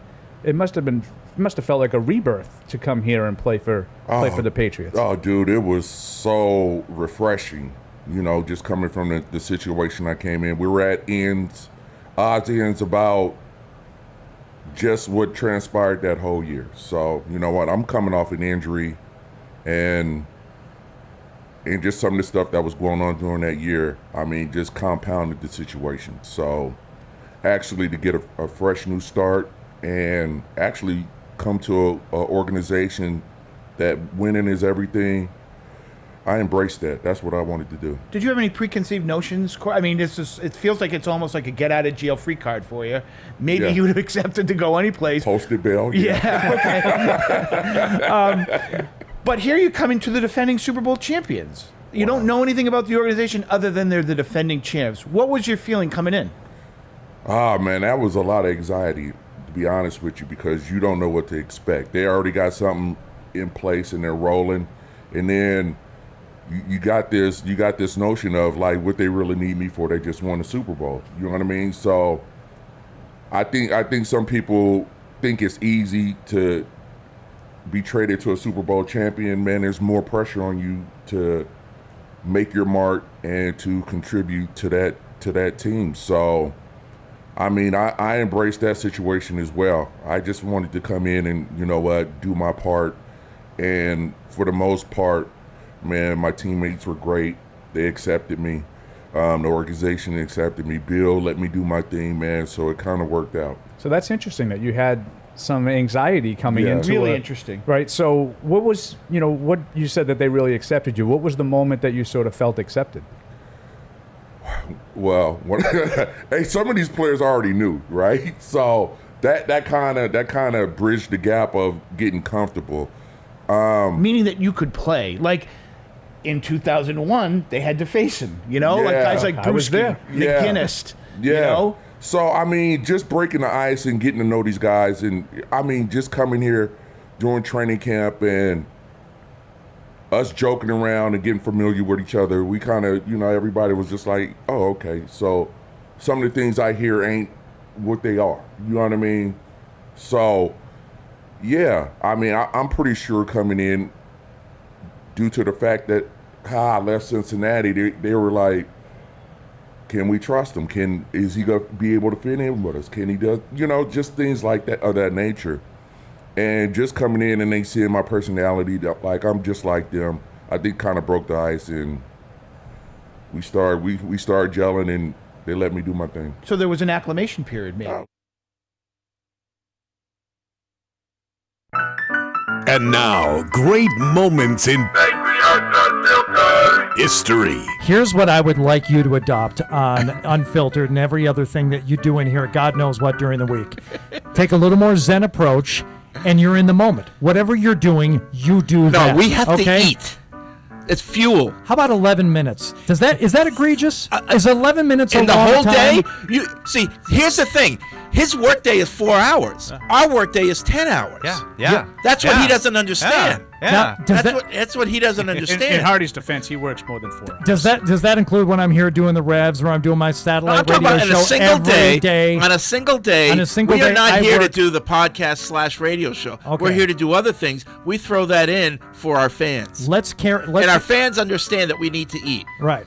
You and I both carry a little personal work meter. Do you with us believe in during the week. UFOs, Hardy? And you just let's talk about UFOs. Wow. You know what? He's going there. And I'm going there. That's another great moment from Nobody comes on our show and starts criticizing us. No one pushes Frank Kirsch around. Was It's that our show. Was that a post-game show? Like I believe it was. Yeah. Actually, Fred, if you don't mind, I know we just ran the Corey Dillon thing. I just wanted to tease my 2004 podcast that's coming up. So me and Matt are working diligently on that. It'll be out in the next couple of weeks, but a lot of fun. We got Paul back again, and I'm excited. I don't think I made any mistakes this time. No. Like I did in the 03 one. No, but one more interview that we're going to add in, and going to get to talk to Matt Patricia on Friday, who that year Slim was down. a Looking first-year coaching assistant with the team. So a bunch of interviews, new perspectives on 2004. It's been cool going back, so I'm excited Josh to share is that really with everybody. slimmed down. Yeah. He looks great. Pickleball and no stress. That's all it takes. Pickleball and stress. Okay. Well, so, that's over. so we'll get one of those. Yep. All right. Back to the calls and emails. Podcasts@patriots.com is the email address. TPX hotline is 855-PATS-500. Tony in Potton, UK, loves the shows. I know you don't like talking about soccer, but they have goal line technology in the English Premier League, and it works really well. Doesn't matter how many players are in the way. They can figure out whether the ball did or did not cross the line. Yeah. Yeah. Okay.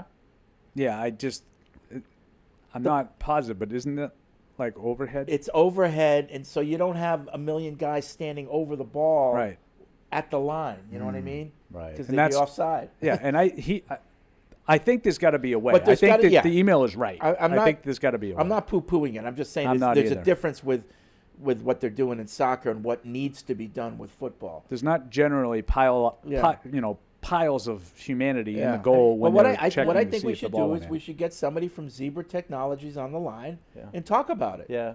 Talk about I figured you'd do that at the break, but evidently you had to eat Wouldn't lunch. it just be great, though, like, all right, let's go to the thing, and they just put it up on the stadium, and there it is. The ball is in, it's a touchdown, or no, it did not, it's not a touchdown. There's no complaints, there's no arguments, you know where the ball was. You know and what's just funny about cross thing that out. play? I'm even thinking back, like, I saw the guy running in from the bottom, and I saw the guy running in from the top. And I'm here like, we okay, go. so they're clearly not on the same page. And I was like, they're going to make McDermott waste a challenge on this. And then they did replay assist instead. They just went to challenge it on their own. They didn't make the and I was like, they're going to get it right. Yeah. And they didn't get it right. Well, it's just like Adam in Louisiana, tennis doesn't use the chip in the ball for replay. Yeah, we said that. It uses cameras all around the court to triangulate where the ball is. That's not possible That's in the the key. NFL That's the key. due to the players blocking it. The chip in the ball makes it possible, but the ball is a weird shape, so it's hard to know if any point of the ball crosses the line. Plus, there are many factors that go into ending a play. The player has to be down and contacted by another player, or know when the ref blows the whistle. It has to all match up to the time on the clock. It would slow the game down immensely. Well, tennis is super See, I quick. disagree with Yeah, that I last think part. there's always a way. I disagree with that last part because we're not talking about doing this on every play. Right. Like, you're going to have to live with some inconsistencies and inaccuracies on spotting the ball on a down-to-down basis. Right. But when the game's on the line, like a play like that, Yeah. you need to look at it.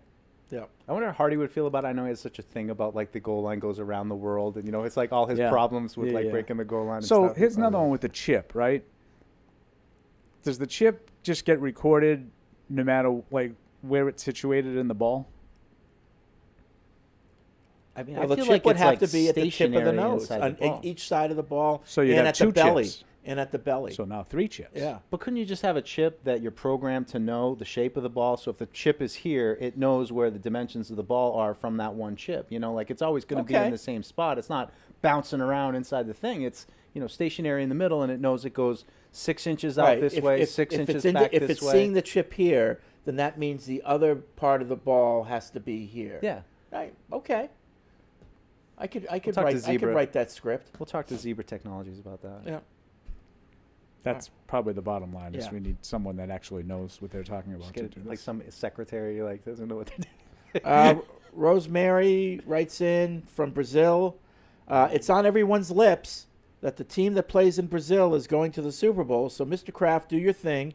A dumb question. What do you mean when you say tight pants coaches?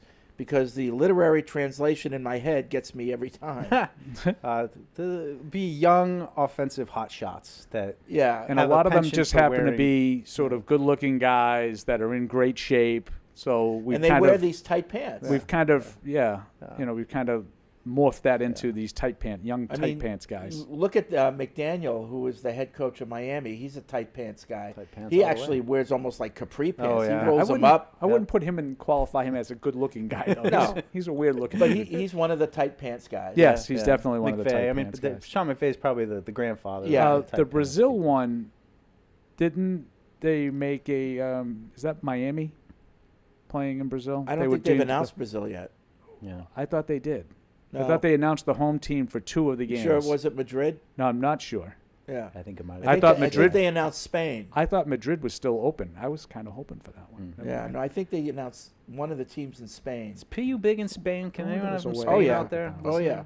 Holler. Yeah. What's España? Ignacio from Dolphins got the Madrid game. Oh, they did. Oh, the Yeah, Madrid yeah. game. Yeah, Madrid. Okay, Yeah. so there is nobody for Brazil No, Brazil yet. hasn't been announced yet. Oh, okay. Yeah.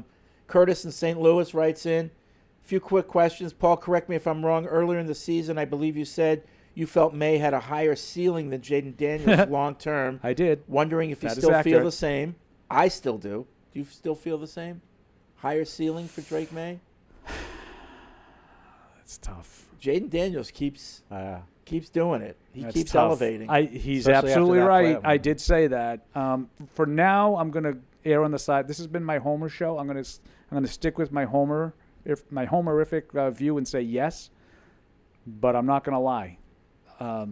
Daniels has exceeded what I thought he could do. Yeah. I just wonder if there's something to other defensive coordinators getting a beat on him. I mean, I think he's really talented and it's going to be a nightmare to defend anyway. And then just the unknown is injuries with his frame, and those are things you can't predict. Yeah. It's just a bad hit. But in terms of ability, No, he's a stud. He just keeps getting better and better. And I like his composure. Oh, yeah. And his comportment. I think he's a real leader. That's the part that I blood missed. pressure Yeah. doesn't rise. And again, you don't know those Right. things, but that to me is what has separated him. Mike, you talked about it earlier, just about these guys, and you don't know, are they killers when the game's on the line? He is. Yeah. Yeah. Yeah. it seems Fourth like down, It slows down game for on the him. line. Yeah. Second, what's your thoughts on the Patriots trading a 5th or a 6th for Christian Kirk as wide receiver 2? I think he'd be a great addition that on top of getting a true wide receiver like Higgins, Metcalf, Brown, etc., would really weaponize the offense. I like it if he's healthy. Sure. Yeah. I Yeah. mean, I'm pretty much open to anything. I've always with liked receiver Christian position. Kirk, and that would be a good price. I mean, 5th or 6th round pick, absolutely. Back to the phones, the TPX hotline, 855-PATS-500. Eldred's been hanging on for a while. What's up, Eldred? Back on the road. Hey, fellas, how y'all doing? Good. Hey, Eldred. Yeah, I'm on the road. I'm on the side of the road right now, Paul. Sitting Uh-oh. out here and broke down since 11:30. Oh, I thought you were going to say you were doing what Paul did on the side of the road. No, I don't think so. I don't think so. But that 2004 and 2007 was my best two teams. I still put 2-7 over 2-4, even though we didn't complete the deal. But boy, that was my type of offense. But got a question for you. Like everybody talked about last week, since what you call couldn't beat the Bills and Allen can't beat Mahomes, do they still fit the same thing? And Mahomes still to go over both of them, or is it just wasn't them guys, but it's just supporting cast around them? That's what I'm want to know. And I'll take it off the air. Thanks, Okay. fellas. Y'all have a good day. I didn't follow that one. Supporting cast For who? for Allen. Yeah, I mean, I think that the Bills were good enough to beat the Chiefs this year, but they clearly reset. This is what, the basis of, the bickering that you and I do, which is not really an argument because we kind of joke about it, the whole window closing Right. thing. Right. I think the window couldn't be any more open for Buffalo Well, right as long now. as they have Josh Allen, they'll be Because they just sort of reset and still went to the AFC Championship. Yep. They kind of did what the Patriots did in 06. Yeah. Whereas they kind of like got some guys, moved some guys around, and some older guys are gone. It's kind of in a reset. They have a chance to be a lot better on paper next year than they are this year. We think of I'd be shocked if they're not better on paper Right. next You year. think of the experience James Cook got this year with a breakout year. Shakir, kind of a breakout year. Keon Coleman probably going to be better in year 2. And then you supplement around those guys. And They're you going to try add to those guys too. So, I'd be surprised if they didn't. Yeah. Yep. Defensively, especially. Yeah. Keep adding. Dan in Virginia and Michigan. What's up, Dan? Yeah, Fred. The Chiefs really seem to be to the Bills what the Patriots were to the Manning Colts. So you know what that means. The Bills are never going to get over the hump until they pump in the flu and the crowd noise. That's right. Good point, Dan. That's right. Good point, Dan. They pump in the flu. 2 questions coming out of the coaching hires made within the last couple of days. Does it speak to Vrabel's stature in the league that he can bring in coaches like Marone, or is that more likely due to just Mayo's choice last year rather than necessarily Marone not wanting to come and serve under a first-time coach? You could argue that, like, bringing in, McAdoo. Exactly. Was This kind of like. is my point. was They kinda did like- the same things last year. Yeah. We didn't like the guys they chose. Yeah. There's a difference. Yeah. No, that's fair. Yeah. The other question I have, and it was kind of a little different to the discussion and the viewpoint Paul was going for before. My question with the offensive staff that's coming in under McDaniels is that kind of customary for an offensive coordinator not to choose his own staff? And does it say something about, rather than McDaniels being forced on Vrabel, that Vrabel has either some reservations or just is looking to advance the Patriots' offensive game, and so he's picking the guys, the offensive staff, rather than McDaniels picking his own staff? Well, I'm sure that he didn't consult with McDaniels and say, "Hey, I've got this guy in mind. What do you think of him?" McDaniels like, "Yeah, no, that's fine with me." Yeah. I don't know. I don't know I don't know if anything was forced. I think on that's the McDaniels. crux of Right. Mike and I bickering. Yeah, exactly. Yeah. I mean, But here's the other thing, and like again, we love Josh, but you were at St. Louis, you were at the Raiders. Do people on that staff have a sour feeling about their head coach, the assistant coaches? Like, is there anyone from those staffs that Josh worked with that he wants to bring with him? Yeah. Like what does his network look like? See, right it's now? a weird thing for me because I'm with Mike, and the premise that you had, I was glad to see it's not Mick Lombardi and just going to get all the same guys and Josh's guys.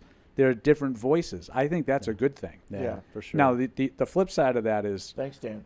Josh wanted those guys, Right. but he got overruled. Right. Vrabel said, "Well, you can't have them." Yeah. I don't know. I mean, I think to Fred's point earlier, it'll be interesting to hear from Vrabel. We'll hear from him in the coming days, I'm sure, and then next month. That, what was his philosophy, kind of putting this together? Was it, does he come out and start talking about collaboration with Josh? And we identified a lot of young coaches that we felt like really had a lot of promise and could help take us to where the direction we want to take this offense in. I think those are the things you're kind of hoping to hear.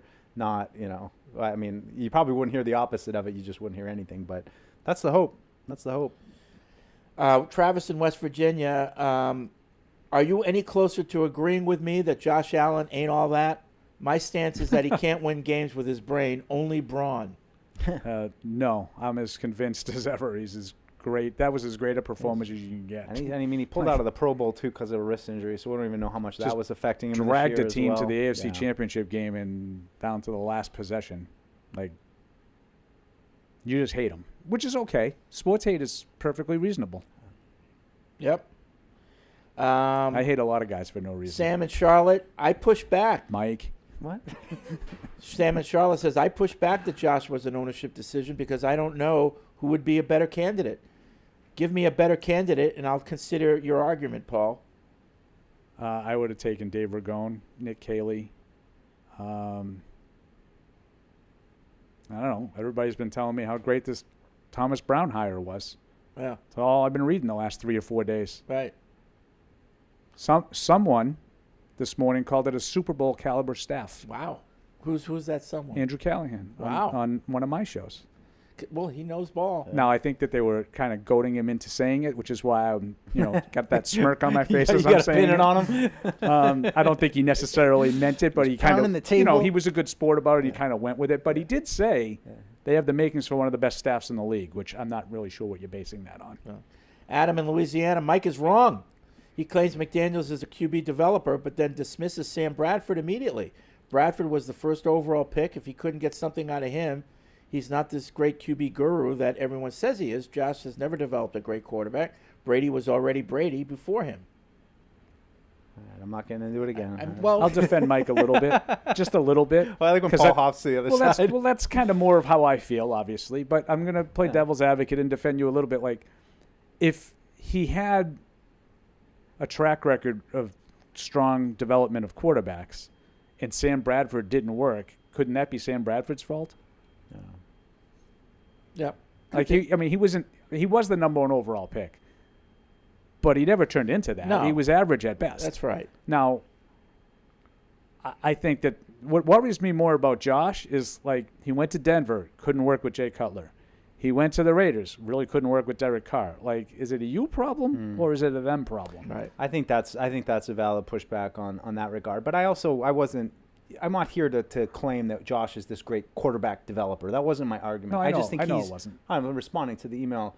I think he's a very good offensive coordinator and a respectable one. And I And I hope agree. that they'll be able to develop a very talented player in Drake May, and that they're going to do things to maximize Drake May's talents, and that's what this coaching staff is. It's to figure out how can we maximize this kid who's got such a bag of tricks that you really. You see what they do. If you're going to tell me that Josh's offense is going to be more like with the guys they're bringing in to work with him, I'm all on board. Yeah. The reason I was interested in other guys other than Josh is because I felt those other guys were going to run the offense that I am kind of looking forward to seeing. Yeah. As opposed to the old Patriots offense. This is not an I said this last week. It's not an anti-Josh stance. Yeah. First of all, I really like the guy, so it would definitely not be an anti-Josh stance. I'd be like everybody else and sacrifice my integrity for the good of my relationship.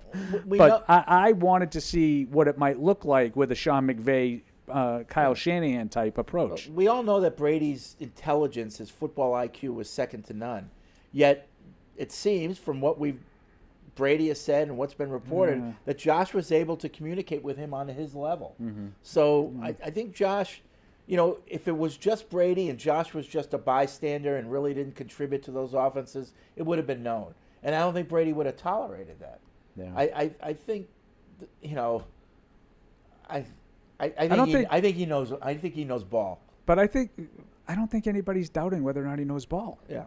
Like what people are talking about is that offense the best for right now? Yeah. No. Yeah, It's right. not That's like the bottom line. does he know that offense? Right, No one. right. No I one think questions everyone his agrees. intellect. Everyone Right. agrees that they can't run the Brady, and I'm going to call it the Brady offense because this whole Perkins Earhart thing. Yeah. It became the Brady offense. That playbook went from this to this because of Tom Brady. Yeah. I agree with you. And they're not going to be able to run that with anyone. Well, I mean, just to throw another variable in the mix, and I'm not using this as an example to support or deny my argument, but Bill O'Brien. Bill O'Brien was here, worked with Brady, went to Houston. I think some people give him credit for what Deshaun Watson did. He came back. He didn't do anything with Mac Jones. So I don't know what that says Well, about. by that time, it it's a was Mac Jones mess. problem. Yeah, Mac I mean, Jones, that was an organizational Mac mess Jones by couldn't the time play. he came here. Yeah, but but like I don't. But that's like you, Sam but Bradford. you don't hear me couldn't play. saying that Josh McDaniels ruined Mac Jones. That ain't Josh McDaniels' fault. Josh McDaniels didn't help Mac Jones win games. He helped him from not losing them. That was Josh McDaniels' role for half a season. For half that season, until everybody figured out, okay, we can Yeah. do this, and this, and then that guy is useless. And then when he asked him to do more, he couldn't. So, I know they were like 7th in DVOA. Believe me, Bedard sends me the numbers constantly. And listen, Greg and I agree to disagree on it. We've sort of gone back and forth on it. I don't think that offense was good at all in that season. I think Fred's point about that offense is 1,000% right. They treated him with kid gloves. They didn't let him do anything. They just told him to stay out of the way. And because of some good fortune early in the season, catching teams at the right time, like the number 1 seed Titans, who were missing like 20 guys that day. COVID. Remember? I do. Remember how many guys they were missing that day? Yeah. Yep. And you end up scoring like 36 points because you're returning fumbles for touchdowns and whatnot. Yeah. Made it look like it was a lot better than it was. And I think Belichick had as much to do with the first half of that season as McDaniels. Belichick, if there's no one that hates quarterbacks turning the ball over more than Belichick. No, I mean, hates that. Not that any coach likes listen, it. Listen, if it was a great rookie year, like from start to finish, and they I would call it what it was. There's a line of demarcation in the middle of the season where they stopped scoring points. One of which the head coach refused to even allow him to attempt a pass. Right. Let alone try to score points. Yeah. Let's see. Jeremiah writes in, an argument I would have for McDaniels to counter the Brady argument is that what quarterbacks who have had success in McDaniels' system did once they left. Garoppolo, Brissett, Hoyer, Castle, and Jones. So in other words, they did pretty good under McDaniels, but when they left, they didn't do anything. Who did pretty good under McDaniels? Matt Castle had his best year in Kansas City. Garoppolo, he said. Matt Castle went to the playoffs and went to the Pro Bowl in Kansas City. I'm just telling you what he said. Garoppolo went to the Super Bowl in San Francisco. Yeah. Like, he had his best year with McDaniels? They were terrible last year. Okay. Is that, but am I wrong? Am I misremembering, as they say? No, I'm confused by what the email was trying to say. That's why I don't. Jeff in California, he's one of those people who won't be watching the Super Bowl. No. He's rooting for the Meteor? The NFL finally did it this weekend. He says they broke Jeff in they've California. lost me. No, Jeff. They broke Jeff in California. I know Paul will roll. Jeff? I know Paul will roll his eyes and say I'm a liar. I do not roll my. You are a liar. You will watch. But I shan't be watching a minute of the Super Bowl this year. Yes, you will. I'll keep my eye on the box score in case Philly is blowing out the KC refs. He calls them the KC refs. But otherwise, if the score is close at all by the end, we all know it'll just be a laundry parade of yellow flags for the Swifties to get their way. It's hard enough to win games in the NFL when most are within one score, but to beat a KC team loaded with all-pro defensive talent, a Hall of Fame defensive coordinator, a Hall of Fame tight end, 3 Pro Bowl offensive linemen, the greatest head coach ever, and have the refs actively selling out to the Swifties for viewership makes it all but impossible. The Swifties. PU. I love the Swifties part of it. PU will be the only football-related thing I will consume over the next 2 weeks and possibly the next month, plus depending on what happens with the game, because I refuse to listen to the nauseating media continue to bury their head in the sand as though it's not happening. The 32 owners care first and foremost about money, and while the Bills, Texans, and soon Jeffrey Lurie of the Eagles will be pissed that they get the shaft, the other owners will support this nonsense if the Taylor Swift fans can bring another 100 million eyeballs to the TV on Sunday, because the goal is to build the NFL brand and increase revenue. As always, I appreciate you guys and everything you do. F the Chiefs, and I'm pulling a Fred and rooting for a Kelsey and Mahomes injury during the off week. Wow. So all of that I can totally understand, except for the Taylor Swift part. Like, I understand why. Like I said to you, Fred, you admitted 5 minutes into the show why you will not be rooting for Kansas City. I think it makes perfect sense. Yep. Can someone explain to me how Taylor Swift is drawing 100 million eyeballs No, that won't be they watching? get 100 million anyway. I know. Well, that's So what are they saying all the time about the Taylor Swift effect? New fans to the NFL. In what demographic? Young women. And it's increasing by what? 300%. like, or something ridiculous like that. Yeah. So does that mean like they had 65 girls watch and they used to only have like 20? Like, seriously, what do you think the numbers are for the demographic of like 13 to 21-year-old females that are watching the NFL? Whatever it was, it's 300% more. It's more. Right, I know. It's more, but it's not. We're not talking about 100 million people are watching the game so they can see that 16 seconds worth of a montage of shots to Taylor Swift.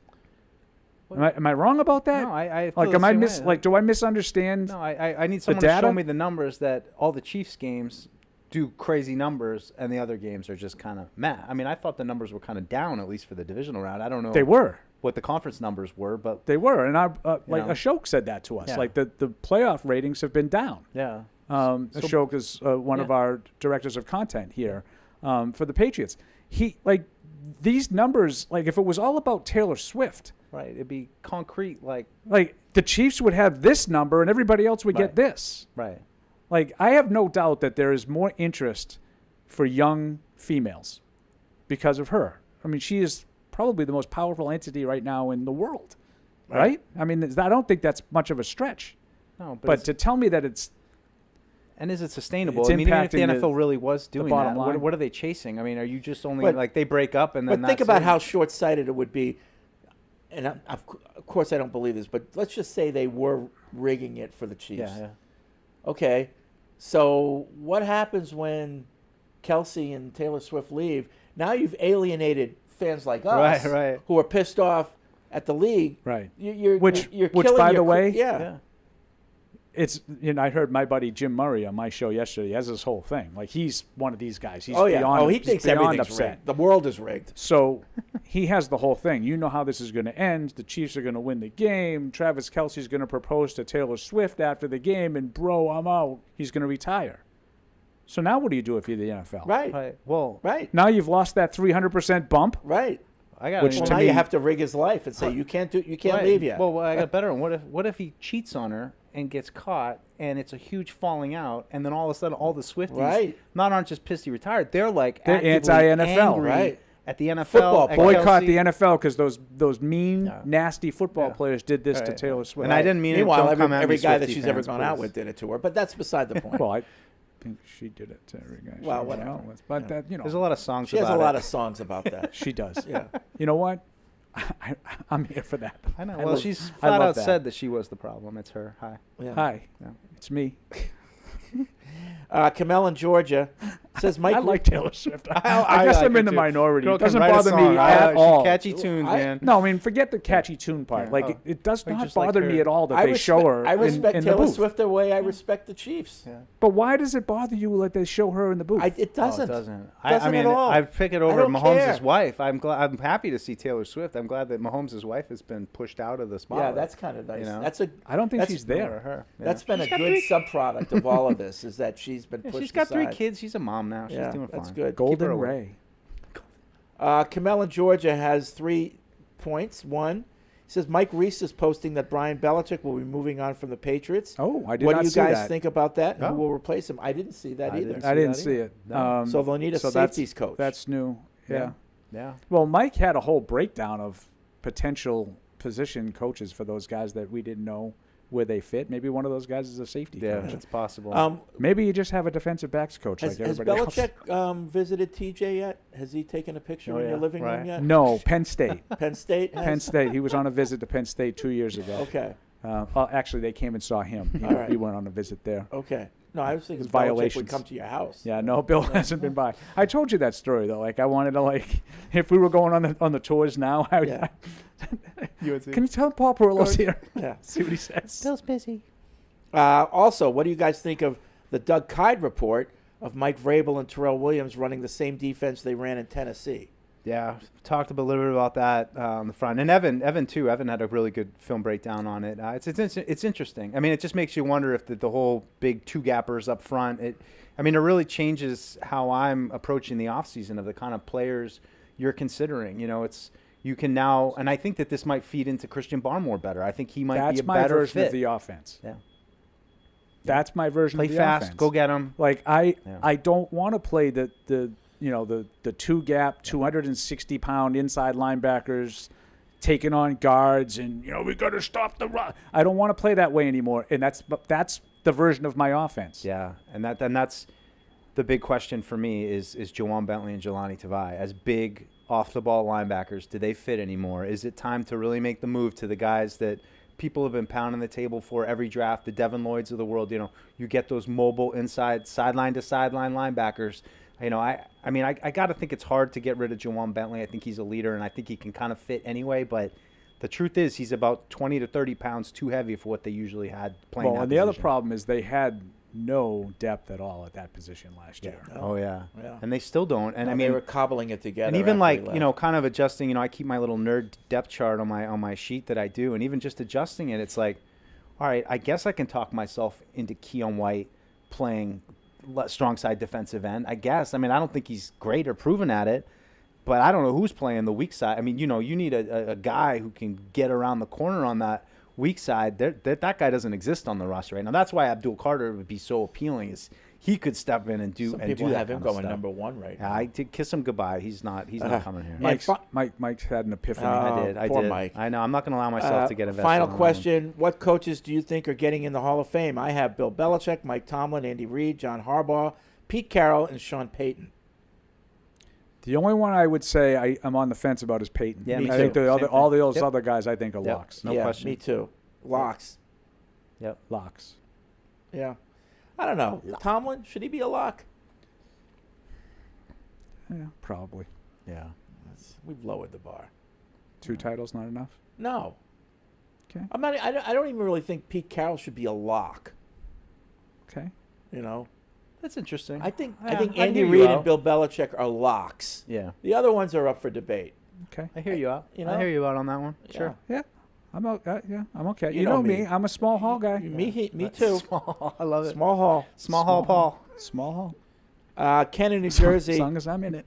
I'll be listening later. Sorry if this was brought up, but I thought there were some similarities to the scoring in the Chiefs-Bills game and Super Bowl 38, Patriots-Panthers. Yeah. Both had the final score 32-29 on a fourth-quarter field goal. Both had the losing team missing two two-point conversions and the winning team getting one, and that's the 3 points right there. Yeah, likely would have wow. been 31-31 if everybody just kicked extra points. Also, both of the losing team's quarterbacks' first names started with the letter J.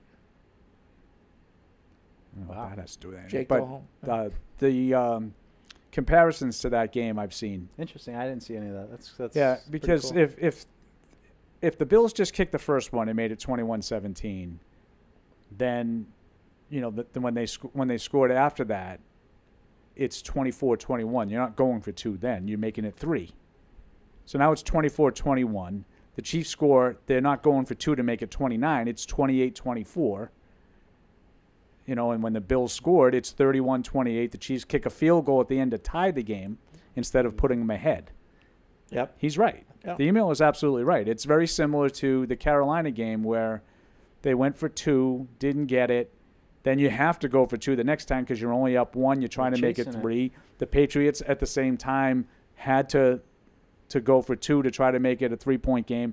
They got it. Yep. So it's 2 you get and 2 the other team doesn't get. Yep. Is it too basic to just say don't go for 2-point conversions in the first half? I just think it's don't chase points until you have to. Right. Yeah. The first half. Take the points. Maybe there's a chance. But again, I heard all the analytics guys tell you, well, it makes sense. You get it at the 1 yard line. You want to get it to within 3. Yeah. It's the second quarter. Yeah. Same thing with the Commanders. 14-12. There's no need to go for 2. But, Paul, then you know what you need. Did you see people on Twitter? They were doing that. Not like they would sarcastically say, well, now this is good. Now they know what they need. Adam in Louisiana, my wife, who is 27, loves Taylor Swift and abhors football, but she started watching the Chiefs games and the Chiefs games only to see Taylor. She wants to see what she's wearing, who she's sitting next to, how she celebrates. It's the only reason she watches. But the question is, when she's gone, will she still watch? Right. Number one. Number 2 is, are there 100 million of them? Right. I doubt that. This is what I'm pushing back on. I don't believe that number of individual is large at all. Well, okay, so let's put it how many Taylor Swift fans are there out there? Oh, that I believe is as big Okay. as they say it is. So if you know Taylor Swift is going to be on at 6 o'clock on Sunday afternoon, but you are don't. you tuning in? You No, don't you know do that. know. You don't know she's going to be on at 6 o'clock. No, she's going to be on periodically during the game. Right. For You a know total of 15 seconds. Right, but is that all it takes for them? Yeah. If it is, I'm not disputing that there are people that do this. Yep. I'm disputing that there's a large enough number to impact the rating I of know. the Super Bowl. Right. It's a long 3.5 hours if you're waiting for 15 seconds, 4 shots. Everybody watches the Super Bowl. I used to say, my late great aunts, my Aunt Camilla, my Auntie Fina, who couldn't spell football, they watched the Super Bowl. Yeah. For the halftime show. They just watch Yeah, because the commercial. it's what else are you going to do? It's the Social. event. Yeah. It's social. Like Yeah, everybody you're watches eating the Super Bowl. food. I know that it always works out that it's like a 50 rating, like it's like half and half. Yeah. Like I always like. Have you ever met anybody other than Jeff in California who doesn't watch the Super Bowl? No. Like, and this is a legitimate question. Do you know anybody in your life? Well, Mike might go to an AHL game that day. I'm unreal. hoping there's But like Mike, so when you were in like California yeah. and you're in the entertainment industry, Yeah. you know, adjacent. Yeah. No, it's entertainment industry. Direct. Like, so maybe there's people there that don't care about the NFL, don't yeah. care about sports in general. Did you know anybody in your life that wasn't interested in watching the Super? I don't care if they cared who won. Nope. But I'm not watching that. How could you watch that? Oh yeah. No, I don't know. I never met anybody who doesn't watch the Super Bowl. I've gone to went to some of the most passionate Super Bowl parties of my life. Certainly the one right after Super Bowl 40, I guess it would have been with some bunch of Seahawks fans. So there was Seahawks Steelers. And yeah, 21 to 10. Everybody. I know some guys that they don't like football, but they go to a party every year, and it's called the Super Bowl party. And they have the game on, but the theme of the party is everyone brings a different soup. And so... I get it. But they have Super the game Bowl. on. They still have the game on. Right, but that's Right. kind of like my point. I know people that don't care about sports. Like, I'm not that close-minded that I only associate with people that are like-minded with me. But I don't know anybody that doesn't like sports to the extent that they wouldn't have the Super Bowl on Now, Sunday. when you guys watch, do you watch all the pregame stuff? No. I do. No, I usually have a party going kinda on. put it on, though. but I like the I watch the atmosphere, whole you know. thing. I want to see every interview. I want to see every piece that they do. I want this to is- see well, all yeah. the But pre-commercials. this is where, and yeah. you make fun of me a lot for this, and I have so little interest in an interview with anybody Yeah. that I could not possibly watch that drivel. Like, there's nothing better than, what do you need to do in the second half? Like, I clicked on, you talked about the Celtics earlier, right? I'll bring it full circle. They lost the game last night. So they have on NBC Sports Boston, Abby Chin does a quick little interview with, not the press conference, with Joe Mazzulla. Yeah. And so, Joe, what went wrong? Fourth quarter, couldn't close it out. He put it all on him. He said, this one's on me. I did. No follow-up. What did you do? What Right. matchups? What Yeah. matchups Why did are you? you saying I that? had the wrong matchups. I did nothing. So even on the off chance that you get something interesting, which I thought Missoula's answer was interesting, you still don't get anything. Like player interviews, worst ever. I don't know. I'm in the minority. I know everybody else. Like a player comes on and talks to on my shows. Yeah. And then like, oh, did you hear? This guy, like, no. I openly click the channel when I hear a player on a show. One more quick call. Dan's in Connecticut. What's up, Dan? I'm not going to watch the Super Bowl. Dan. All right, I tried to get you in.